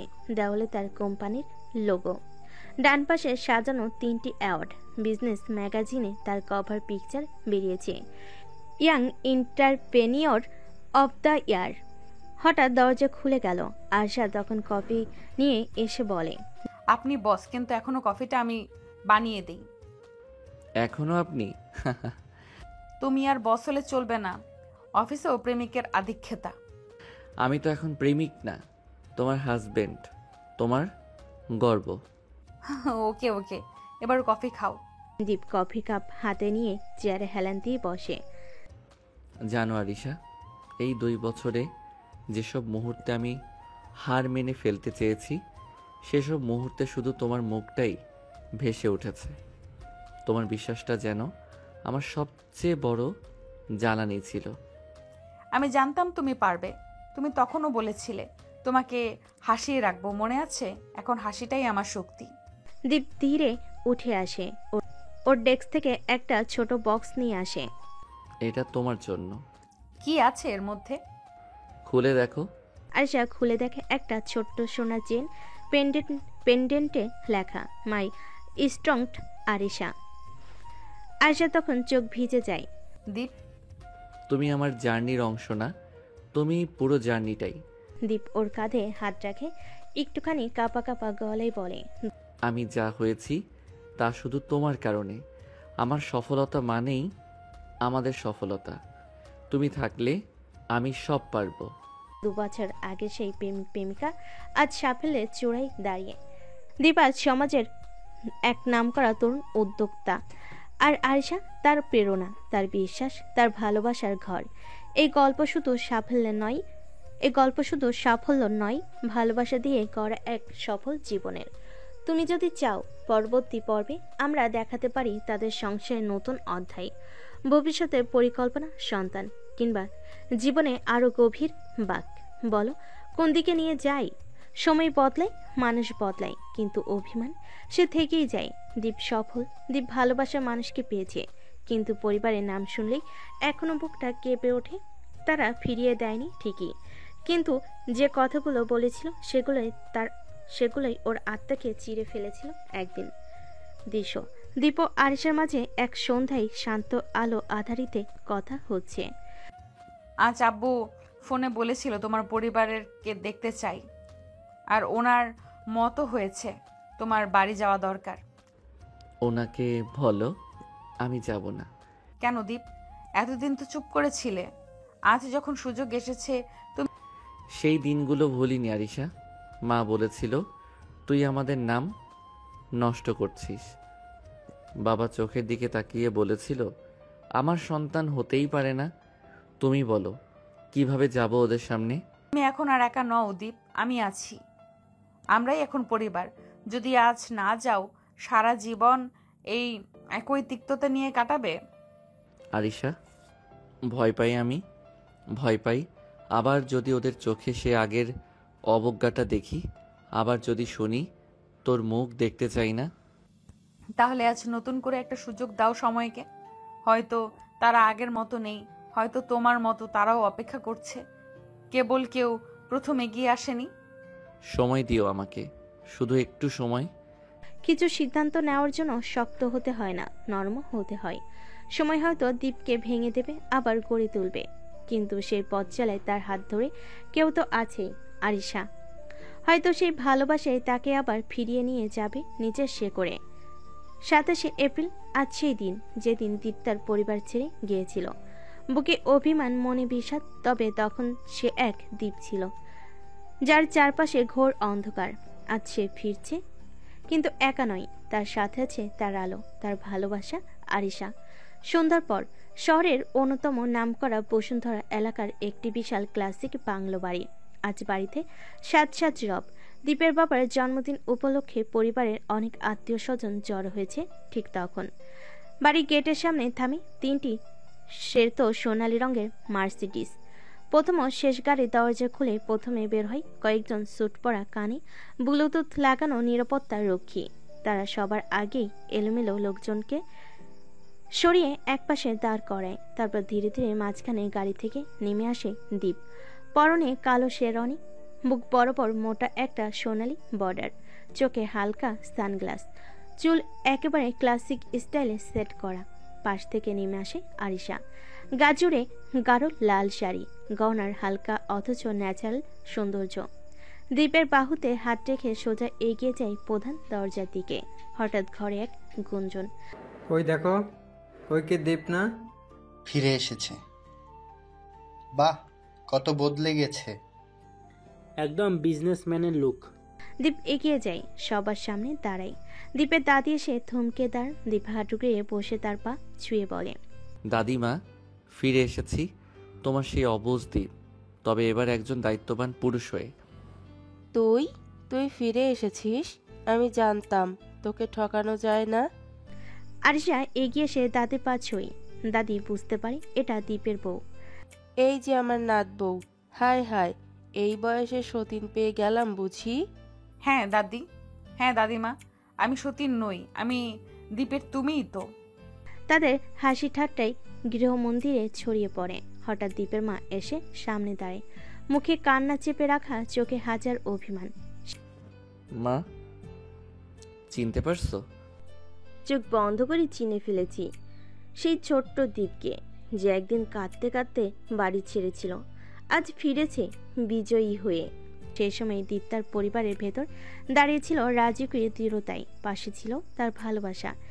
একদিন যে দীপ অবহেলিত ছিল, আজ সে সকলের সামনে দাঁড়িয়ে গর্বিত, সফল আর ভালোবাসার জয়গান গাইছে। দীপের বাবা এসে সামনে দাঁড়ালেন। দীপ চোখ নামিয়ে দাঁড়িয়েছিল। তখন তার বাবা পায়ের আওয়াজ শুনে ঘুরে দাঁড়ালেন। চোখের সামনে কঠোরতা ছিল, কিন্তু সেই কঠোরতার মাঝেও কিছু একটিবার প্রশংসার ঝিলিক ছিল। বাবা আমি আসছি। তুমি ফিরে এসেছো, কিন্তু আমি তো জানি না কিভাবে তোমার কাছে আসব। অনেক কিছুই বুঝতে পারিনি। তোমাকে হারানোর শঙ্কা ছিল। বাবা আমি কখনো হারিয়ে যাইনি। তোমাদের পছন্দের কাছে আসা সহজ ছিল না, কিন্তু আমি বুঝতে পেরেছি নিজের পথ নিজেই তৈরি করতে হয়। আজ ফিরেছি শুধুমাত্র নিজের শক্তির কারণে, আর তোমার জন্য।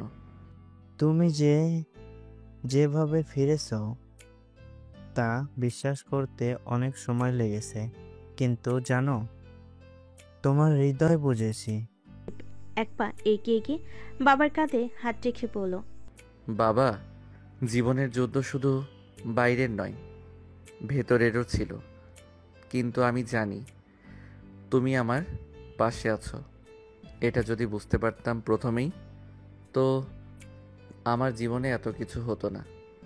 এখন বুঝতে পারছি, সার্থক হয়ে এসেছো, আর তোমার সাথেই আমাদের পরবর্তী পথও হবে। এভাবে 2 বছরের অভিমান ধীরে ধীরে মুছে যায়। পারিবারিক সম্পর্ক স্থিতিশীল হয় এবং দীপ সেই পরিবারের একজন হয়ে ওঠে, যেখানে ভালোবাসা ও শ্রদ্ধা দুটি অমূল্য সম্পদ হয়ে ওঠে। আমরা এই গল্প থেকে অনেক কিছু শিখলাম। এই গল্পটি এক আত্মবিশ্বাসী যুবক দীপের জীবনের সংগ্রাম ও জয়গাথা। দীপ যেভাবে তার জীবনে বিপর্যয়, পারিবারিক অসন্তোষ ও অভিমানকে অতিক্রম করে সফলতা অর্জন করেছে, এটি জীবনের কঠিন সময়ে দাঁড়িয়ে নিজের যোগ্যতা প্রমাণ করার এক অনন্য উদাহরণ। দীপ, যিনি একসময় পরিবার থেকে বিচ্ছিন্ন হয়ে গিয়েছিল, কিন্তু তার আত্মবিশ্বাস, কঠোর পরিশ্রম এবং তার ভালোবাসার প্রতি নিষ্ঠা তাকে আবার তার পরিবারের কাছে ফিরিয়ে আনে।